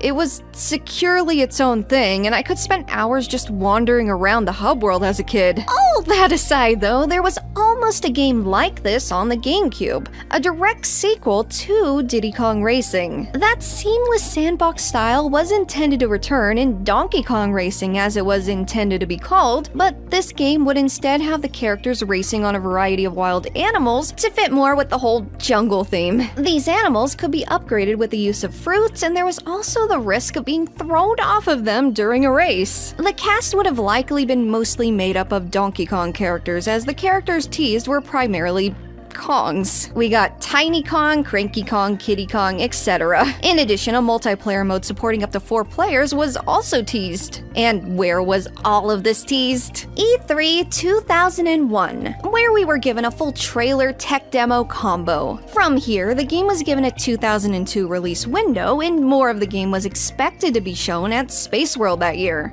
That never happened, and we've already kind of touched upon why in some topics we've discussed in part 1. See, this was exactly around the time when a discourse between Rare and Nintendo started to occur. Basically, Rare lacked funding to complete these projects on their own. So, the suggestion of Nintendo just buying Rare outright was brought up to Nintendo by Rare themselves. And Nintendo declined. This supposedly led Rare to seek out an interested buyer. These included both Activision and Microsoft, with the latter ultimately offering more money. So Rare ended up being owned by one of Nintendo's biggest competitors, with Donkey Kong Racing being scrapped and among the casualties of the whole ordeal. Though, if you want to get into specifics, they did try to make a game like Donkey Kong Racing with original characters later on, but that ended up being cancelled as well. Aside from concept art and what was shown at E3, Donkey Kong Racing has never seen the light of day. It does make me wonder how differently things would have played out if Rare officially became a part of Nintendo, though. Mario Kart 64 was officially released on the Nintendo 64 in 1997. 2 years prior, before the release of the N64 itself, a playable demo was presented at Shoshinkai 1995. That show in particular was a big one, as Nintendo had revealed 30 new titles to go with their fancy new 3D console. Among these was Mario Kart 64's earliest incarnation, Super Mario Kart R. I know I made this joke in level 1, but I have no self-control when it pertains to silliness, so I'm gonna make it again. If you thought the R stood for something like racing or raceway, you'd be wrong. Cause get this, it actually stands for rendered. Get it? Cause rendered graphics? Can you believe that? And this wouldn't be the only mid-90s racing game with popular mascot characters that would put the R in the name for some reason. But you know, rendered graphics were a big deal back then, it was a different time. Anyways, we've already talked about one of the biggest differences between this and the final version, that being Kamek's original inclusion before being replaced by Donkey Kong in the final release. There were also different visuals and designs to things like the item boxes, there were different course designs, music, and items themselves. The feather item from Super Mario Kart was initially included in this build, but didn't make the final release. There were also cut courses, most notably this town course that was uncovered in the 2020 Gigaleak. It was likely scrapped for how confusing it looked. But we still got Yoshi's Valley, so... Of course, we have no idea how many actual changes were made between this build and the final one. But Super Mario Kart Rendered could have been a very different game when compared to Mario Kart 64. Archie comics, probably best known for Archie, have involved themselves with video game franchises a few times over the years. Among other things, there's been a Mega Man adaptation, and of course, who could forget the Sonic comics? Why is he green here? Despite everything, the Sonic comic has proven itself to be quite successful, and it ran for many years, 24 to be exact, before IDW took over with their own reboot Sonic comic in 2018. Let's rewind a bit though, to the year 2009. The Sonic comic was still a success for Archie at this time, and the company was looking into adapting other video game series, particularly Super Mario. So they put together a pitch for a miniseries consisting of 4 issues that was pitched to Nintendo themselves. The story was written by Ian Flynn, with 2 people covering the art, Tracy Yardley and Ben Bates. While the initial pitch was just for the miniseries, Archie had saw a lot of potential with this adaptation, and had plans to create an ongoing series, just like the Sonic one if everything went well. Now, while Mario manga, comics, and books have existed in the past, Nintendo has grown very protective over their characters and series from the 2000s onward. Geez, I wonder why. Anyways, Flynn recalled the Nintendo of America staff being pretty impressed, but it had to be cleared with Nintendo of Japan before anything could actually happen, and Nintendo of Japan was ultimately not impressed with the pitch.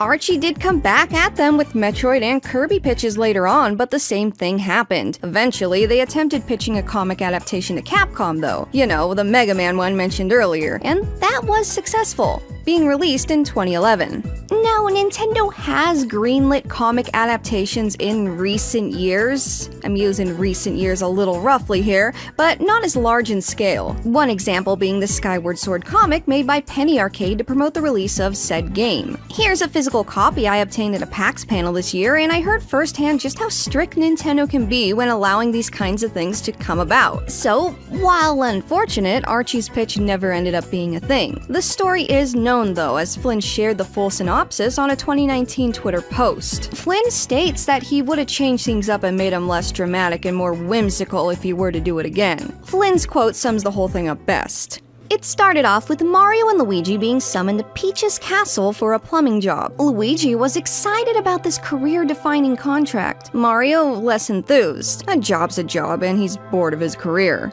They arrive just after Bowser has ransacked the Mushroom Kingdom. They stock up on what power-ups are left after the invasion and embark on a journey through worlds 1 through 8, burning through their provisions since they're novice heroes. They reach Bowser's castle in World 8-4 and Luigi calls it quits. They're plumbers, not heroes. Mario refuses to give up. Too many are counting on them. They part ways, Mario storming the castle. Mario makes his way past the traps and fire bars to his first showdown with Bowser. The King of Koopas wants to know who's been causing so much trouble for his troops, and it's this pudgy guy? Oh well. Anyone who challenges him meets the same fate. It's a knockdown, drag-out fight on the bridge over a magma moat. Mario is too nimble for Bowser to land a solid hit, but Bowser is too tough for Mario to actually hurt. They're at a stalemate when a scream is heard, building from deep in the hall. It's Luigi, screaming in blind terror, running through the castle as fast as he can. Over the bridge, past the baffled combatants, into a wall, which knocks loose the decorative axe,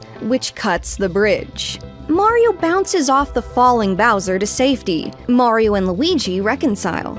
Yeah, Mario may have gotten in over his head, but Luigi could never abandon his brother. Together they rescue Peach, who shares a bashful love-at-first-sight moment with Mario. The trio returns to the Mushroom Kingdom and begins to rebuild. Peach names Mario and Luigi Royal Plumbers. Luigi is overjoyed. They're set for life now. No more adventures. Cut to the stinger ending of Bowser crawling out of the magma moat. So yeah, what'd you guys think? Art for this project has been shared online as well, including concept art and potential cover art for the issues themselves. Now, as far as any of the comics themselves existing, that remains unknown. Those scripts and storyboards are thought to have been created. Either way, they haven't been shared publicly. Dinosaur Planet was an unfinished Rare title originally intended for the Nintendo 64 that saw a heck of a development cycle before gradually morphing into something different, but still somewhat the same.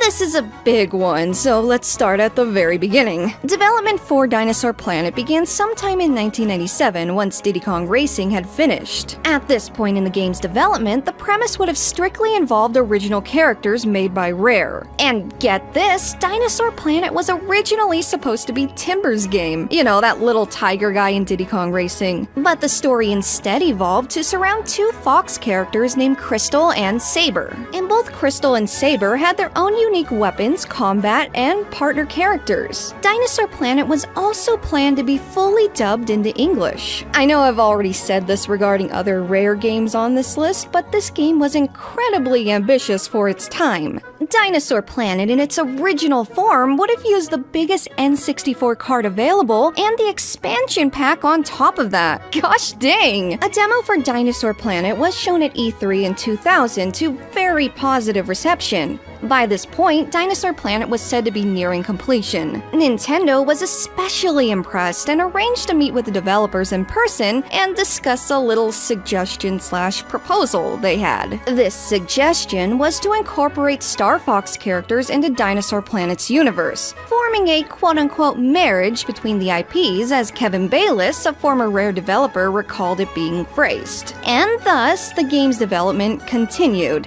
now being called Star Fox Adventures Dinosaur Planet, and including Fox McCloud, originally trying to incorporate him as a third protagonist before replacing Saber entirely. These changes require developers to start from scratch with many elements of the game, especially since the game was now planned to release on the GameCube, and the team was struggling with the load times that accompanied the new hardware. These load times were practically non-existent when the game was being developed for N64 cartridges. The team also faced issues with the AI of the partner characters, particularly Tricky the dinosaur. The game was planned to be a launch title for the GameCube, but just couldn't be completed in time. Dinosaur Planet saw a lot of changes during its Star Fox transition, and among the biggest and possibly most controversial was with the role of Crystal herself. While she was originally more involved in combat and had a more independent character, Crystal became more of a damsel in distress with the final release. Star Fox Adventures, the final game, was still pretty well received after its release in 2002, though many pre-existing Star Fox fans admittedly had their complaints since the game was so different from what they were used to and they were just mainly wondering what the heck was going on here. But all that aside, many still wonder about what could have been. This brings us to 2021, when the Forest of Illusion, which was an awesome video game archival group, announced that they obtained a Swedish CD-ROM from a private collector. This CD-ROM contained an early build of Dinosaur Planet on the N64. Now, this particular build is interesting, as Saber is referred to as Saber, but his voice lines have him introducing himself as Fox McCloud. So, this build is likely from right after the little Nintendo marriage. Also, Crystal's design is really cute in this build. I really love the early designs, art, and overall vision of this game. Lost dubs have always been this odd little subcategory of lost media for me, because they can either be really interesting or not have a whole lot going on for them. And let me tell you, this one is among the more interesting ones. Before we begin though, did you even know there was an F-Zero anime? It originally aired in Japan from 2003 to 2004 and has 51 episodes. Known as F-Zero Falcon Densetsu in Japan, it was localized by 4Kids and released as F-Zero GP Legend, but Legend means Densetsu in case you're curious, and aired on the Foxbox TV block. Now, as far as me, I absolutely remember an F-Zero anime. That's only because I watched Sonic X and that Kirby anime every weekend, and it was just kinda, between those two. Now, if you're familiar with 4Kids and how they rolled when it came to localizing stuff, well, then you know that they really like to localize stuff, more than necessary in many, many cases. A lot of episodes didn't make the cut with F-Zero GP Legend, with 4Kids only dubbing 26 of the 51 episodes. And they didn't even do the thing in order! Well, likely because some episodes were episodes they felt need to be skipped for American censorship reasons. But the mess gets even messier with this one. I said that 26 episodes were dubbed, but I didn't say that 26 episodes aired. That's because only 15 of those 26 episodes ever aired, with the show being cancelled before the other 11 had a chance to be seen. And one of these 11 episodes featured the infamous, beloved, kind of a contradiction, but it had the Falcon Punch in it. Yet another tragedy for the F-Zero community, it seems. Wait, let me real quick make sure people actually like this anime before I say that. Oh wow, okay, yeah. Oh, there's also a game based on the anime that did get released outside of Japan. Just thought I'd mention that too, it's not lost or anything. Anyways, the English dub never got any kind of official release, and 4Kids went under back in 2013, or 2017 if you count its rebranding to 4 Licensing Corporation, whatever they did. So those 11 unaired episodes may just be lost to the void now, or in the hands of a company that can't really do anything with them. Oh man, where do I even start with this one? I don't think that'll help this time around. So this is just flat out unhinged. If you look this topic up online or hear it explained in a video that's far less silly than my own, I'm sure you'll get some semblance of an educational and professional description of this comic.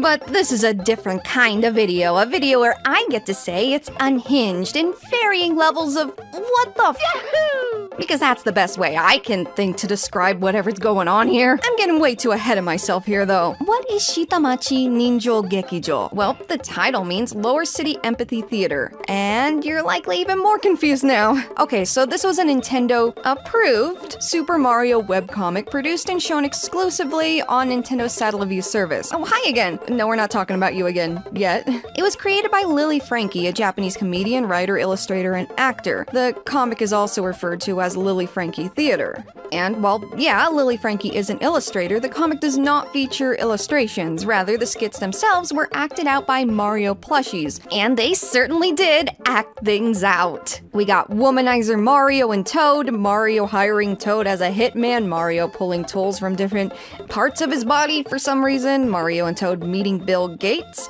Toad and Peach becoming involved in a less than platonic fashion, Mario disposing of Peach and Toad following this, Mario dating Bowser, and some more stuff. Some of it involves aliens and lobsters. So yeah, this was on an official Nintendo platform and service. But just like with other Satellaview stuff, this comic went down with the ship once that ship discontinued its services. While some of the comics are online, the actual ROM file for Shitamachi Ninjo Gekijo remains unreleased, though people with the ROM or access to the ROM are thought to be around still. Despite that, it is not known how many comics were broadcasted in total. This comic is not fully recovered, that much is known, and who knows what unseen horrors still await.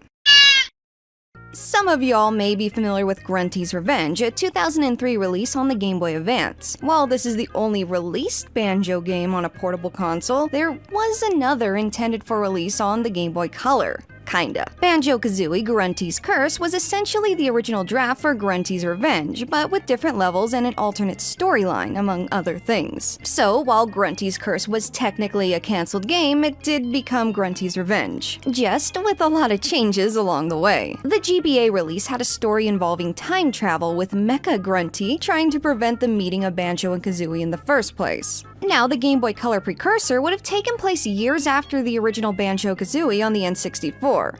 This story involved Mecha Grunty cursing all of Banjo's allies, including Kazooie, and turning them against him. This would lead to Banjo fighting his friends in order to free them from the curse. In addition to this, 2 scrapped worlds and various scrapped characters and enemies have been uncovered. There's also details regarding movesets, such as transformations and functions to these transformations. Thanks to the efforts of Unseen64, all these elements have been salvaged and provided in a very detailed article by them. There's also a pretty good Did You Know Gaming video that correlates to the article itself.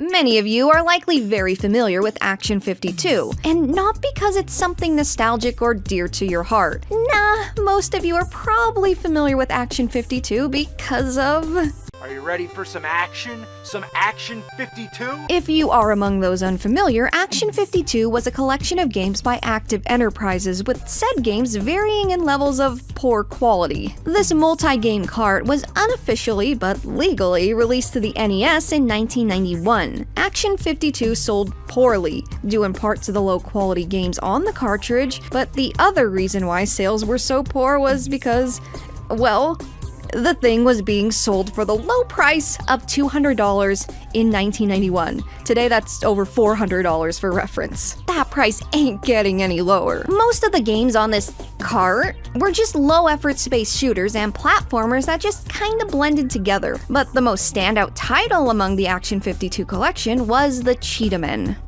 It was kind of their answer to TMNT. But yeah, this is not TMNT. This was pretty much Action 52's mascot, though. A cheetah man is on the title screen, and they even made a comic about these guys that was included with the Action 52 itself. Oh, also, a sequel for the Cheetah Men was also in the works, but never finished or officially released. Carts of this unfinished game are out there, and get this, the carts themselves are repurposed Action 52 carts with a Cheetah Men 2 sticker just slapped onto it. And a third game was in the works too, before the second one even got itself up off the ground. Yeah, it was cancelled. The Action 52 was a commercial failure on the NES, but it did see a release on the Sega Genesis 2 years later. While still not great, this version of Action 52 is widely considered to be the superior version. Both of these versions were released, but there was a third port, one intended for the Super NES, that was supposed to also release in 1993. This SNES port was mentioned here and there, and examples include this advertising sheet intended for potential retailers and the statement from Active Enterprises themselves in this 1993 Miami Herald article. The newspaper article even states that the SNES port would be out in October of that year.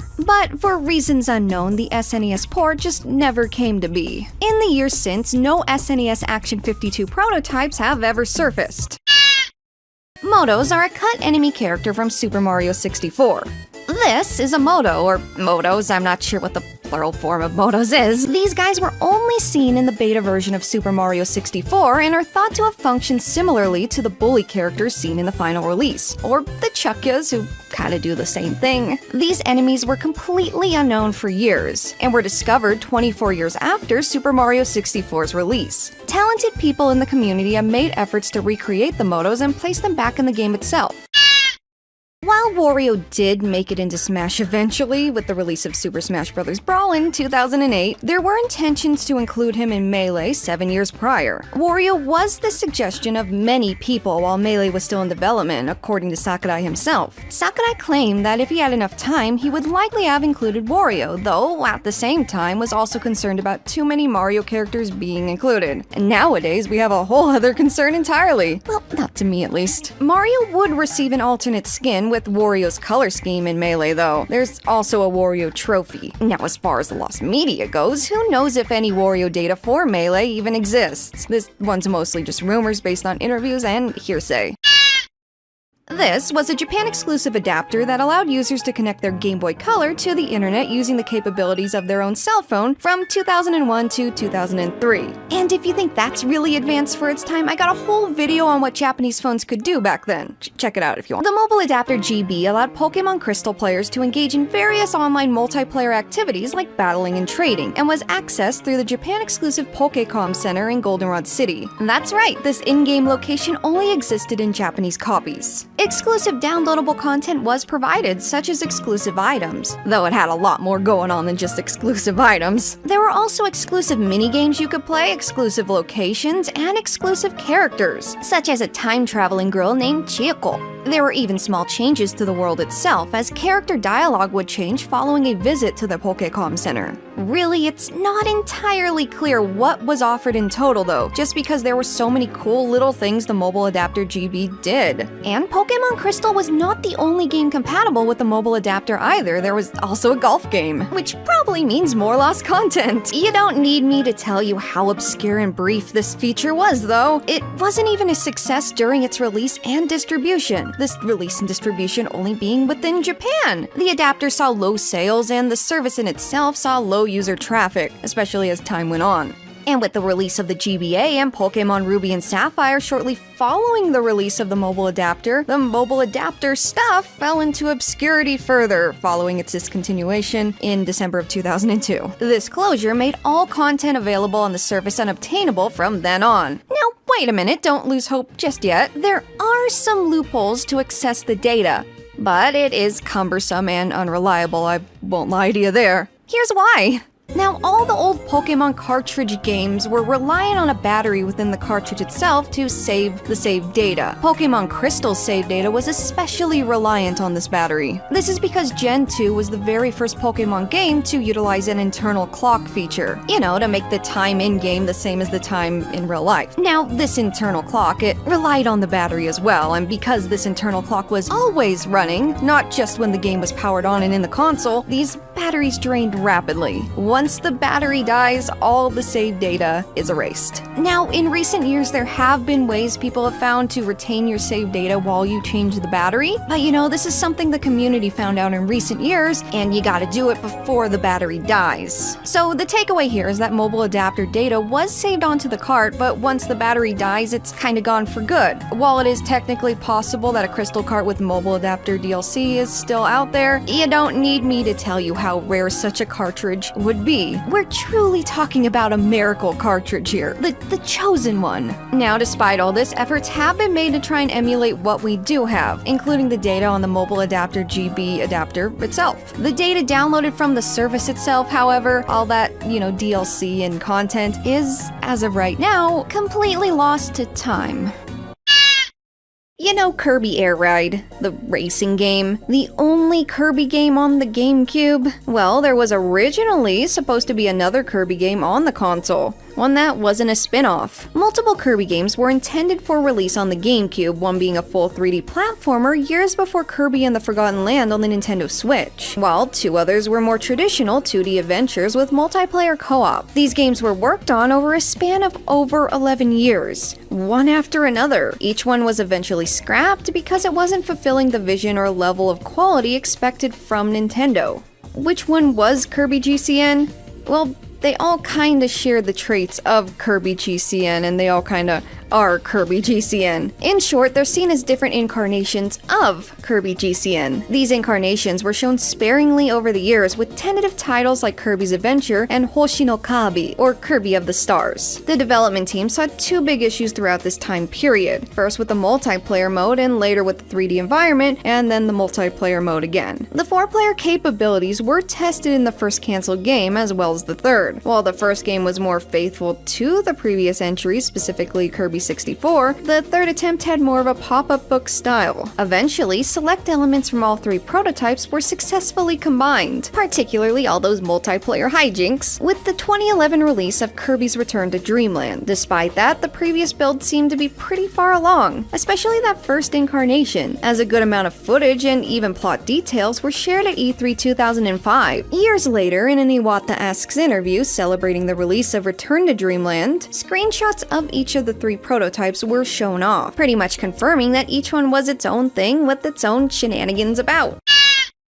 This was a game developed for the Nintendo DS in 2010 for McDonald's Japan that was never released to the public. And why would McDonald's commission such a game? To train new employees in a fun and safe manner. Whether it was actually fun or ultimately effective in training employees is not known, as were the actual contents of this training game for quite some time. This elusive piece of lost media was known due to news coverage discussing it around the same time as its release in Japan. An English news source even showed a brief clip of the gameplay itself. This led people online to try researching this rare game more so, be it the lost media enthusiasts or the enthusiastic private collectors. In 2018, an owner of the eCrew development program had surfaced. A French user of the Assemble Games forums known as Code 1038, asking for assistance with getting past the game's start screen. Apparently, unknown to most people online then, the game required an employee's passcode in order to proceed, and without the passcode, the game itself remained inaccessible. While users reached out and offered to look into the game's code, urging the user to look into dumping the ROM, Code 1038 stated multiple times that they had no intentions of releasing this ROM. It was in November of 2020 when a video was released by YouTuber Nick Robinson, revealing he had obtained the full game, the password to access said game, and even 2 DSi consoles custom made for McDonald's that weren't fully known about just yet. The full ROM was dumped by Robinson and provided to the Internet Archive at the same time of that upload. All that aside, this obscure piece of Nintendo and McDonald's history is now found and documented in full.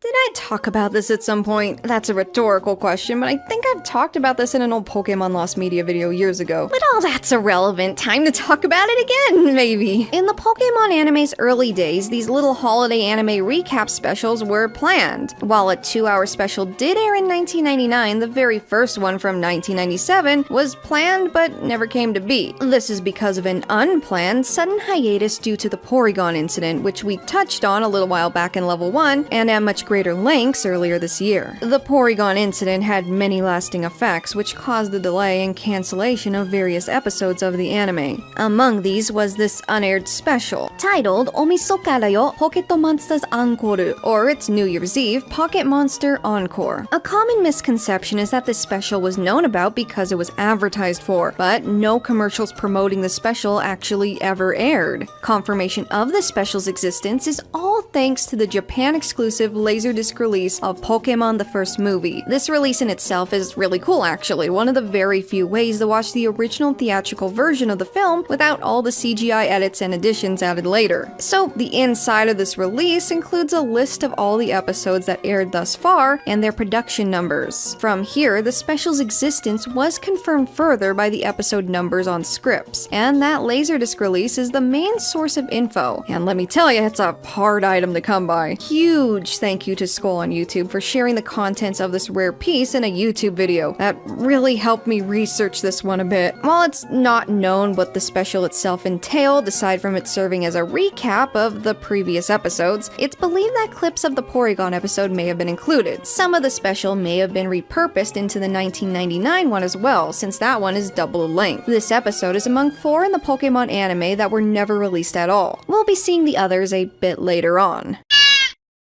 We already talked about Donkey Kong Racing and how cool a follow-up game similar to Diddy Kong Racing would be, but get this. There may have potentially, actually, maybe, been 2 Donkey Kong-themed racing games planned for the GameCube in the early 2000s. If this pitch ended up being successful, that is, as that's all it really was. A pitch to Nintendo by a company known as Climax. And you know how I said I really love the open-world adventure elements of the OG Diddy Kong Racing? Well, this would have had a lot of that. The plot of this one would have had Wizpig, the villain from the first game, or a new Rhino character named Baron Von Snort, bulldozing Congo Island and building a racetrack over it with the help of the Kremlings, you know, these guys. Diddy Kong would then reassemble the roster of the Diddy Kong Racing roster with new additions from the DK and Banjo series. The game would have had a heavier association with the Donkey Kong series and world, and also introduced new vehicles like quads and jet skis. The game was thought to be pitched to Nintendo in 2004, with a video of Diddy Kong on a Rhino instead of any of those vehicles mentioned. But yeah, it's not entirely known how the pitch itself went, or if Nintendo ever saw it to begin with. This is because, well, remember how we talked about what happened with Rare and Nintendo around this time? Yeah, that's also why this game never ended up happening. This was a browser game developed for the sole purpose of promoting Pokémon the Movie 2000's release in North America. And for a game meant to promote a movie, man did it go above and beyond. The game looked so good that Nintendo wanted it taken down. Let's explore why. Pokémon the Movie 2000 Adventure was developed by Cyberworld International, a Canadian company known for immersive 3D web pages. This project was commissioned by Warner Bros., the distributor of the Pokémon anime in North America at this time, not by Nintendo or Game Freak directly. Cyberworld put immense effort into this little game, basically creating a compact Pokémon RPG-like game with 2.5D graphics. This game looked very impressive for a game on the primitive internet of 2000. Something like this had potential to go far, to be enjoyed well beyond the release of the movie it tied in with. It only stayed up for about 4 weeks, though. Well, okay, if you want to get really specific, it could be accessed if you had the direct link, but any links leading to it through the official Pokémon and WB web pages were wiped from existence.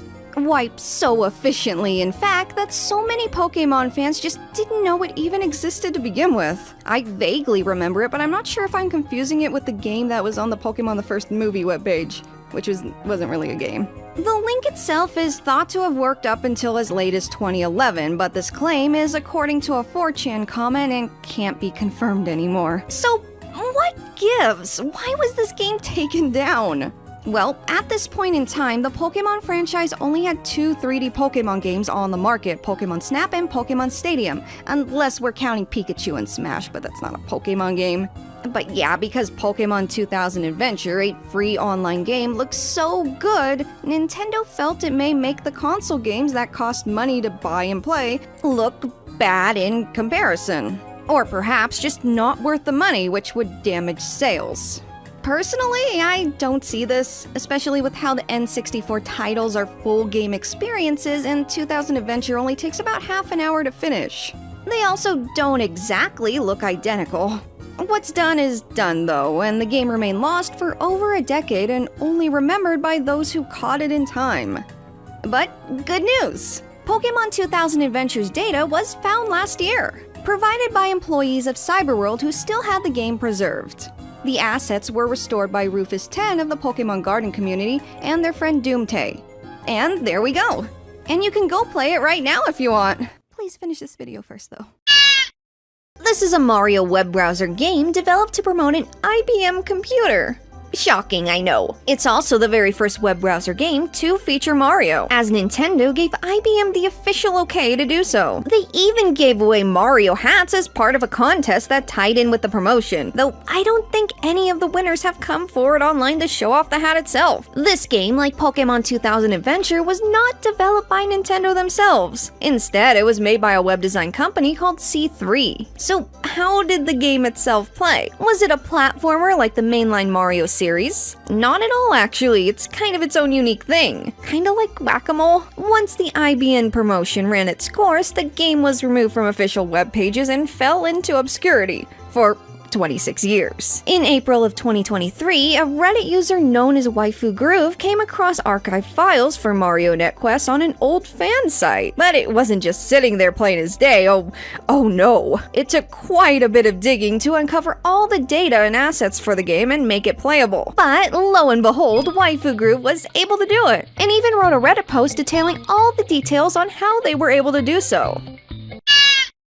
This game right here wasn't even really known to exist at all. Well, aside from being mentioned in 2009 very briefly. Sometimes these rare finds just pop up on the internet one day without warning. It's pretty cool. Pickles is a prototype game developed over 2005 and 2006 known as simply Pickles. What does the game itself entail? Surprisingly not pickles, and is instead a platformer involving monkeys on unicycles. It's supposed to revolve around a stacking mechanic.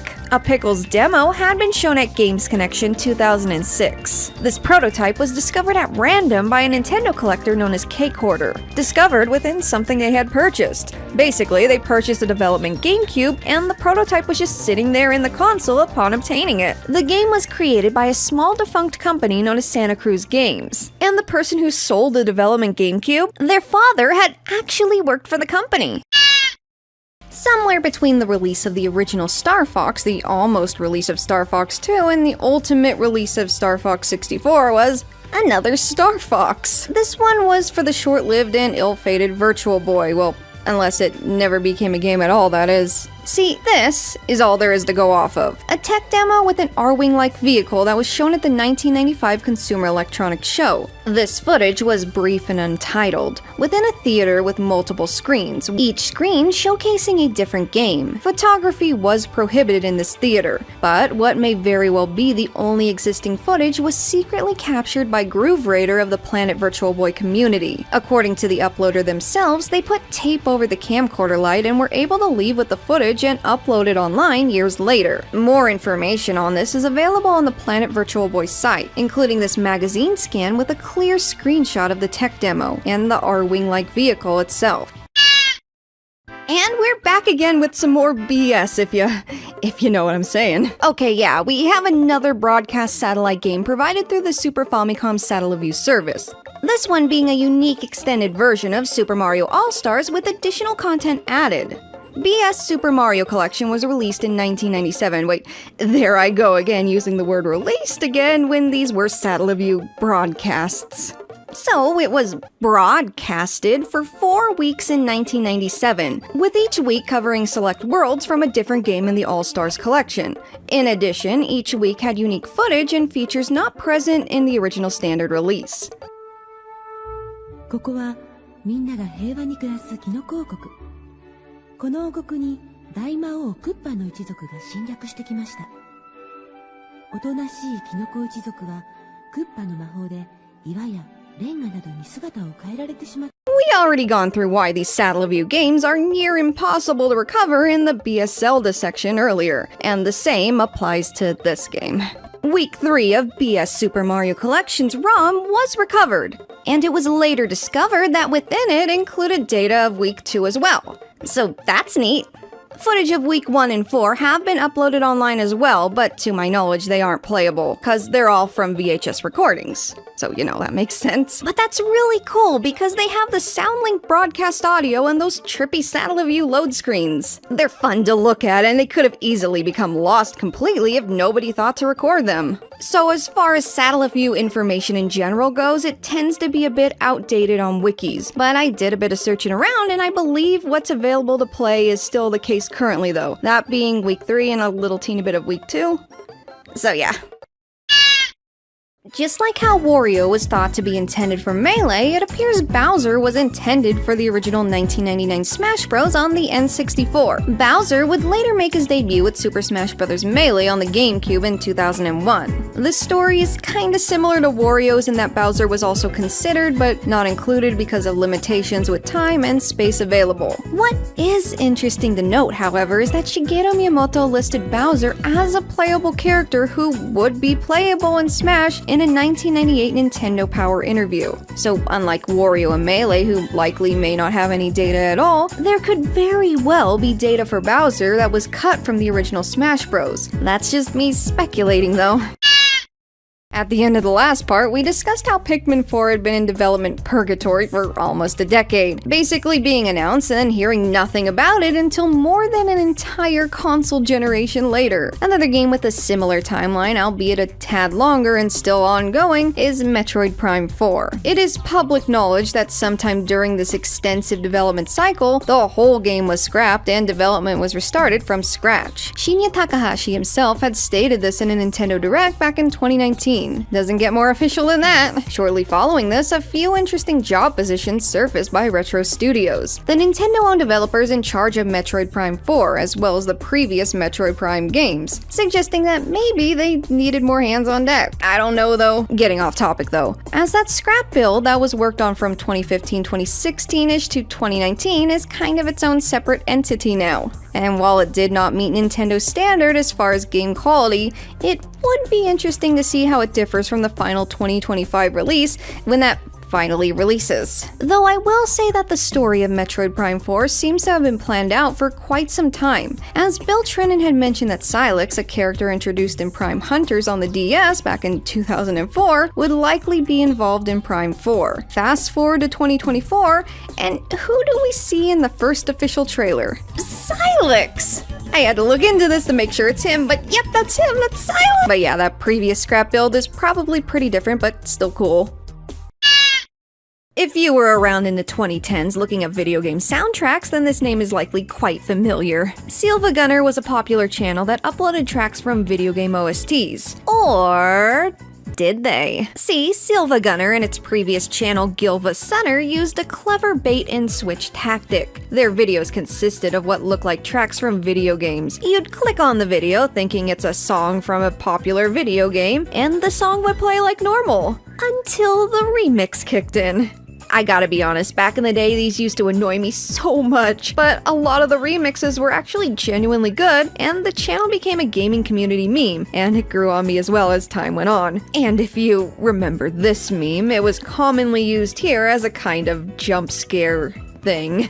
A lot of these types of videos were removed by Silva Gunner directly, probably because a ton of people complained about them. Aside from the manual remover of content by the creators themselves, so by the way, Silva Gunner was composed of multiple people, many of Silva Gunner's uploads were removed due to copyright or violating terms of service in some way. Some uploads featured dark humor or references to inappropriate topics like, NSFW type of stuff, which also landed the channel in some hot water every now and then. Nonetheless, Silva Gunner's content is primarily remembered fondly, as it encapsulates a specific time, and you just kinda had to be there to fully experience it. Many fans have come together in order to recover the lost uploads. Many have been reobtained, with the list present on the Lost Media Wiki. With that said though, the catalog is not complete, with a number of uploads still lost.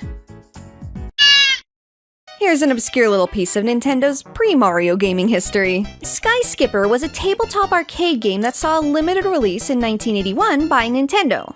The game had similar plot elements to that of Donkey Kong, since the antagonists here were also gorillas, though instead of a carpenter named Jumpman scaling buildings to save a damsel in distress, Sky Skipper had the player controlling a biplane and rescuing animals and the royal family. If you've never heard of Sky Skipper, that's not surprising. These cabinets were tested out at select locations and never fully released. Following the failure of this game, the cabinets were all disassembled and repurposed as Popeye cabinets, effectively making the game itself practically unobtainable. One cabinet has been known to exist within Nintendo of America's headquarters, though others, notably private collectors, have salvaged surviving arcade boards and created makeshift cabinets with the game. All that aside, this game wasn't exactly playable and widely considered lost. In 2018, the Japanese company Hamster Corporation was able to gain access to what's believed to be the only working Sky Skipper arcade board in Japan, and ported it to the Nintendo Switch. With permission from Nintendo, of course. It was included as a part of their Arcade Archives series available through the eShop. The Final Fantasy series had originally been exclusive to Nintendo consoles. That is, until a little thing called the PlayStation happened, providing better graphics and more memory than what Nintendo had to offer at this point in the gaming industry. They tried though. They tried. While Final Fantasy VI was released to the SNES, the 7th entry was on the PlayStation, and every mainline Final Fantasy game release has been on a PlayStation console and other more powerful consoles in the years since, though older titles have been later ported to Nintendo systems, so there's that. Final Fantasy VII wasn't always planned to be on PlayStation though, evident with the existence of Final Fantasy VI, the interactive CG game, shown at SIGGRAPH in 1995. While many have speculated this to be a playable demo of the next Final Fantasy game, this rumor was unfounded for a number of reasons. The first being that this game featured the characters from Final Fantasy VI.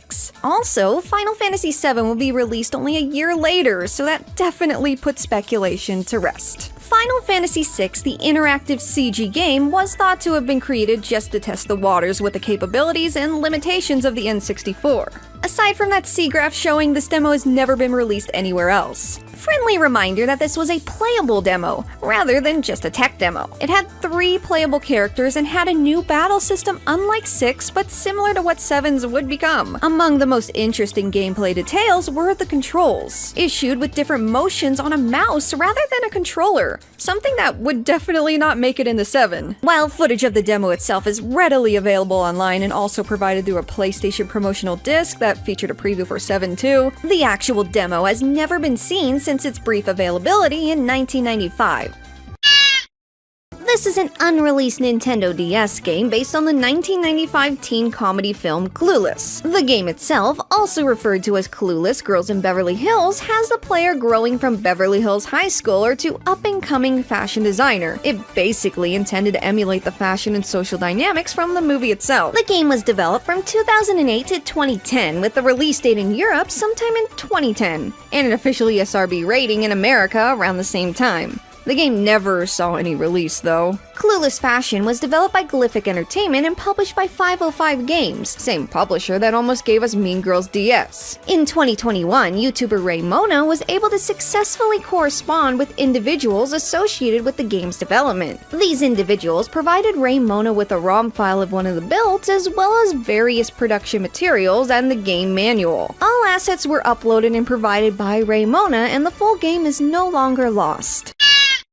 Super Mario World was in development during the transition between 8-bit and 16-bit graphics between 1989 and 1990, and let me tell you, the bits were everything back then. Well, not everything, but they certainly wanted you to think they were everything. Super Mario World was the very first game I ever played. I still have the very copy on SNES, so this game has a very special place in my heart. And after decades of playing the finished product, looking at the early build is kind of bizarre. But yeah, because Super Mario World was developed during this time period, it looked very different during the earlier phases of development. The earliest phase was the 1989 build, shown in a 1990 magazine, and it looked a bit more like Super Mario Bros. 3 than the end product. Especially with the reuse of some assets, such as blocks, and the use of the tanuki leaf rather than a cape feather at this point in time. The development team's first task was actually porting Mario 3 to the SNES, complete with new assets and visuals, and that may be why there were similarities this early on. This draft looks very different from the end result and may even be its own unique game with its own unique levels in a way. While some information and screenshots have surfaced, the complete build is of course unreleased, with only fragments of this early stage of development available through what Nintendo had shared at this point in time. There were other builds beyond this, of course, and a lot of changes in style and layouts of levels and hub worlds, among many other things. One of the coolest things to see is the early design for Yoshi, a character conceptualized years before Super Mario World's development even began. There's also sprites of early enemy designs that didn't end up making the cut. Miyamoto himself has stated that he had a lot of ideas for Super Mario World that just didn't make the cut due to time constraints. The usual reason for stuff like this, you know. Aside from magazine articles spotlighting the upcoming game, a 2017 interview revealing early game sprites, and the stuff that's leaked in the years following its release, the world hasn't seen much of these prototypes and they remain quite mysterious. Many people have created recreations of the build. Very impressive recreations, but these are not real footage, in case anyone encounters these online. Oh boy, this is another topic I could go on forever about. If you want to get immersed in the full story of Super Mario World's development, Beta 64 has an over 35-minute long video on the topic. The Poke Park in this title is not in reference to the Wii games. As a matter of fact, it predates them, and instead involves a real-life Pokemon theme park that only existed in 2005. And this game was only playable there, possibly making it the rarest Pokemon game in the history of Pokemon games, though if you have an even rarer one in mind, please let me know in the comments. So okay, how the game worked is that there would be DS download PlayStations throughout the park. You would bring your DS from home and connect to them to receive the game. The game itself was a fishing game where you caught water-type Pokemon. The better the Pokemon, the higher the score. Kinda like how the bug catching contest worked in Johto, I guess. The game had a leaderboard that showed who had the highest score at the park that day. This game also was briefly playable at Pokemon Center stores and Pokemon Festa weekend events. These were also only playable in 2005 and had unique title banners matching the location they were downloaded at. So for example, the Pokemon Center one would say Pokemon Center on the title screen. And while I say downloaded, these games were never truly downloaded to the console. Your time with these DS download titles were fleeting, as these DS download play games were just as practically unobtainable as the Satellaview stuff, as the game data would be automatically wiped once the DS was powered off. But what if you didn't power the DS off and just connected it to a charger and, kept it on and tried keeping it on your console? Would that work? Unfortunately, no, as the game would automatically be wiped after 12 hours.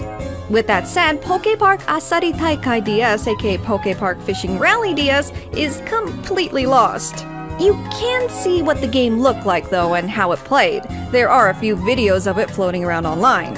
So, what would it take to recover this game? Obtaining the original intact kiosk that distributed the game may be the only way. And I don't know if that can be done almost 20 years later. A good chunk of you guys are probably familiar with Advance Wars, right? It's a couple of tactical RPG titles on the Game Boy Advance that recently saw a remake on the Switch. It's kinda like Fire Emblem Light, as I like to call it, but the series has an extensive history well beyond those two Game Boy Advance titles. And the series of games wasn't always called Advance Wars. Rather, that part is just the name of the console it's on. With that said, the first game in this series was called Famicom Wars, because Famicom. And continuing with this tradition, a game called 64 Wars for the Nintendo GameCube, now the Nintendo 64 of course, was in development during the mid-90s. The game was first shown in 1999 at Shoshinkai with a release date within that same year. The game would have had connectivity with Game Boy Wars 2, a game released a year prior for the Game Boy/Game Boy Color. Despite 64 Wars looking like it was nearing completion, it was cancelled and scrapped for unknown reasons, and thus never seen since last century. In the years preceding the massive and immersive experience that is Hogwarts Legacy, a lot of Harry Potter games were developed, primarily based on the films. But there was once a time before all of these games, and even the movies, when Nintendo actually made an effort to obtain exclusive rights to develop all Harry Potter games. Back when the rights were just flat out auctioned off to the highest bidder. This was before the films were released, and these rights were to encompass any and all adaptations. And let me tell you, Nintendo was very serious about it. Well, specifically Nintendo Software Technology, the Redmond, Washington-based division meant to produce games for North American markets. Various reports claim Nintendo ST halted production on 3 titles, 2 Game Boy Color games and an N64 title, just to get more hands on deck if they did succeed in winning the rights to the Harry Potter adaptations. These teams were sectioned off to work on 2 separate pitches, a third-person adventure game and a spin-off title involving Quidditch, the flying broomstick sport if anyone here is unfamiliar. They reportedly even commissioned renowned comic book artist Adi Granov to create concept art, and laid out a timeline that would inevitably provide GBA and GameCube games. Now, the pitch was made, though there were supposedly various disagreements, including that of the art style. Since this did predate the films, the art style would have been more faithful to the first book illustrations. Of course, this deal did not end up going through, but if it did, we would have seen Harry Potter games with genuine board-certified Nintendo polish rather than, well, but then this would also mean that the Warner Brothers films would not exist. But of course, Warner Brothers is the one that did end up winning the rights, and the rest is history. Those who shared this information regarding these pitches couldn't provide any details for legal reasons, of course, but a good chunk of Nintendo's original pitch material was never shown to the public, and it might never be. This is one of those 4 Pokemon episodes to never be released in any capacity, anywhere, ever. Rocketdan vs. Plasmadan, or Team Rocket vs. Team Plasma, was a 2-part episode special intended to air in 2011. 14 years after the unaired New Year's Eve special we already talked about, and 7 years after the previous unaired episode. We'll get to that. The episode would have had Team Rocket in a feud with Team Plasma, who would have guessed, over possession of a meteorite. The episode was completed and ready to premiere. But suddenly, tragedy struck with the 2011 Tohoku earthquake and subsequent tsunami. With these horrific events occurring only a week prior to Part 1's premiere, the episodes were delayed indefinitely. While TV Tokyo, the network Pokemon airs on in Japan, claimed that the episode was simply delayed and not cancelled, it never did air, and was skipped over entirely when the series resumed airing. It's also worth mentioning that it's speculated that the episode itself had imagery or events that looked similar to the Tohoku disaster, which would have been unpleasant for many to watch at that time. As far as any potential dubs, voice director for the English dub, Tom Wayland, has said that they did receive an episode to dub, though prior to the disaster. Once the disaster had struck, any plans to release the episode in any capacity in any language were halted.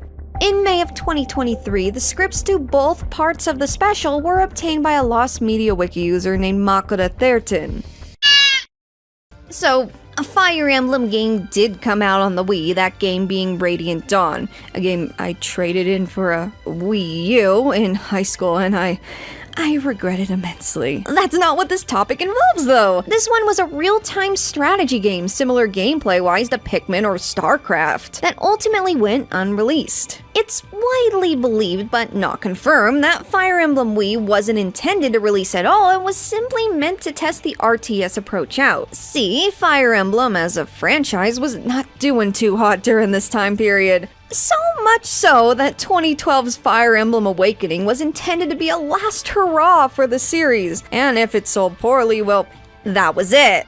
While not much is known about this Wii demo at all, my assumption is that they had the idea of overhauling the gameplay or making a spin-off in hopes of reviving the series if necessary.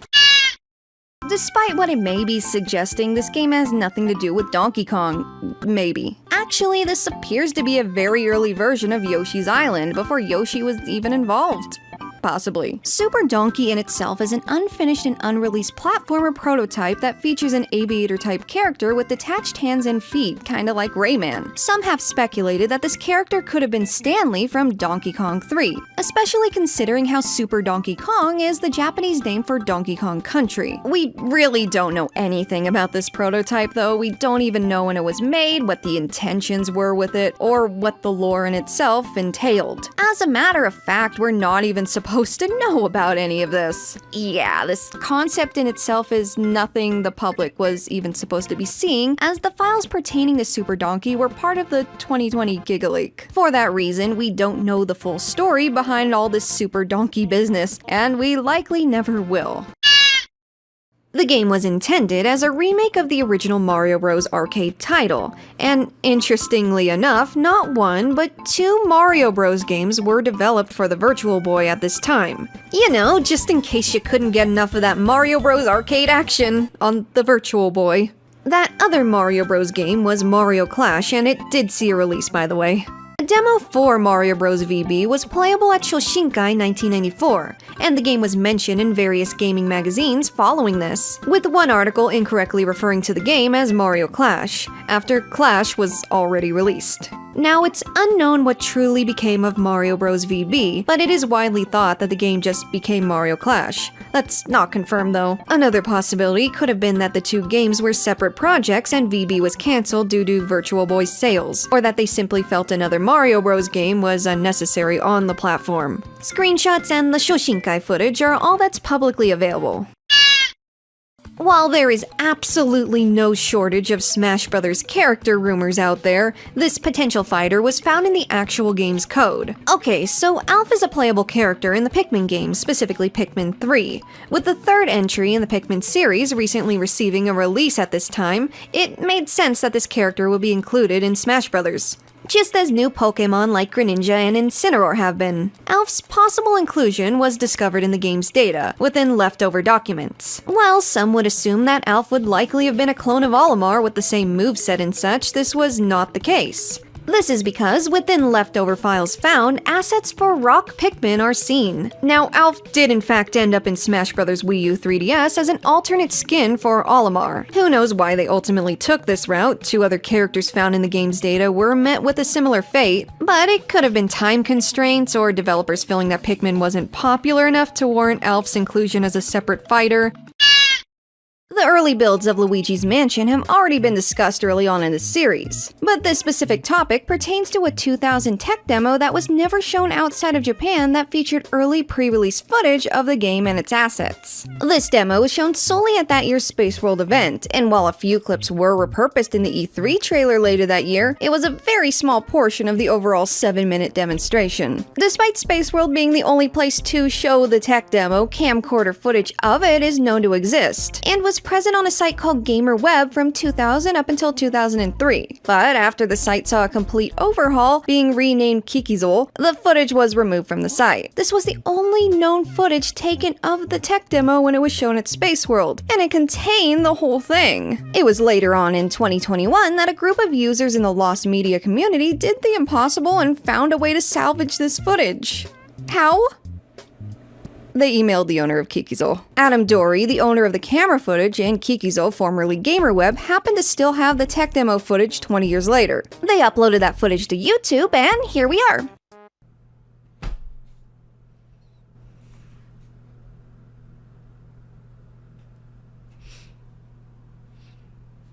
There! If you're here, that means you watched the whole video! And that means you made me very, very happy. I said this in the last part, I don't want to be a broken record, but this is a passion project of mine. It's not my typical niche, but I talk about it because I love talking about it, and this is going to be a very long project that's ongoing. Yeah, this is only part 2 of like 8, and the next levels are even longer. So, long story short, if you're here, thank you. Thank you so much. This means more to me than you know. If you are new here, I do my Patreon shoutouts at the end of my long form videos, the longer ones. At least once a month, I'll do a verbal shoutout and an on-screen shoutout, depending on the tier. And there's also a lot of other stuff like exclusive videos. I have an exclusive Saki Sanobashi video on my Patreon, so if you're interested in that. There's also going to be a video on Akira Nakamori coming up pretty soon. If you're into city pop and Japanese pop culture stuff, then, you know, that's...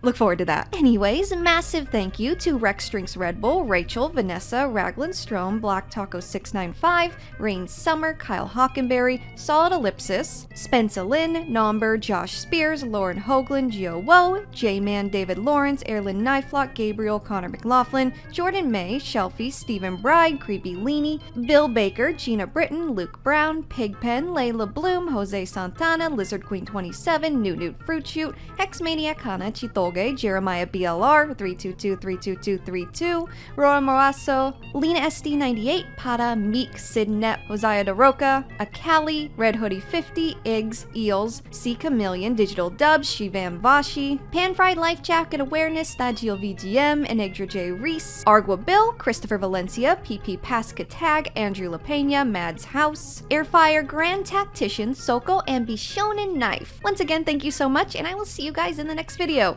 There's gonna be a lot more of these and other stuff too, so look forward to it. Bye for now!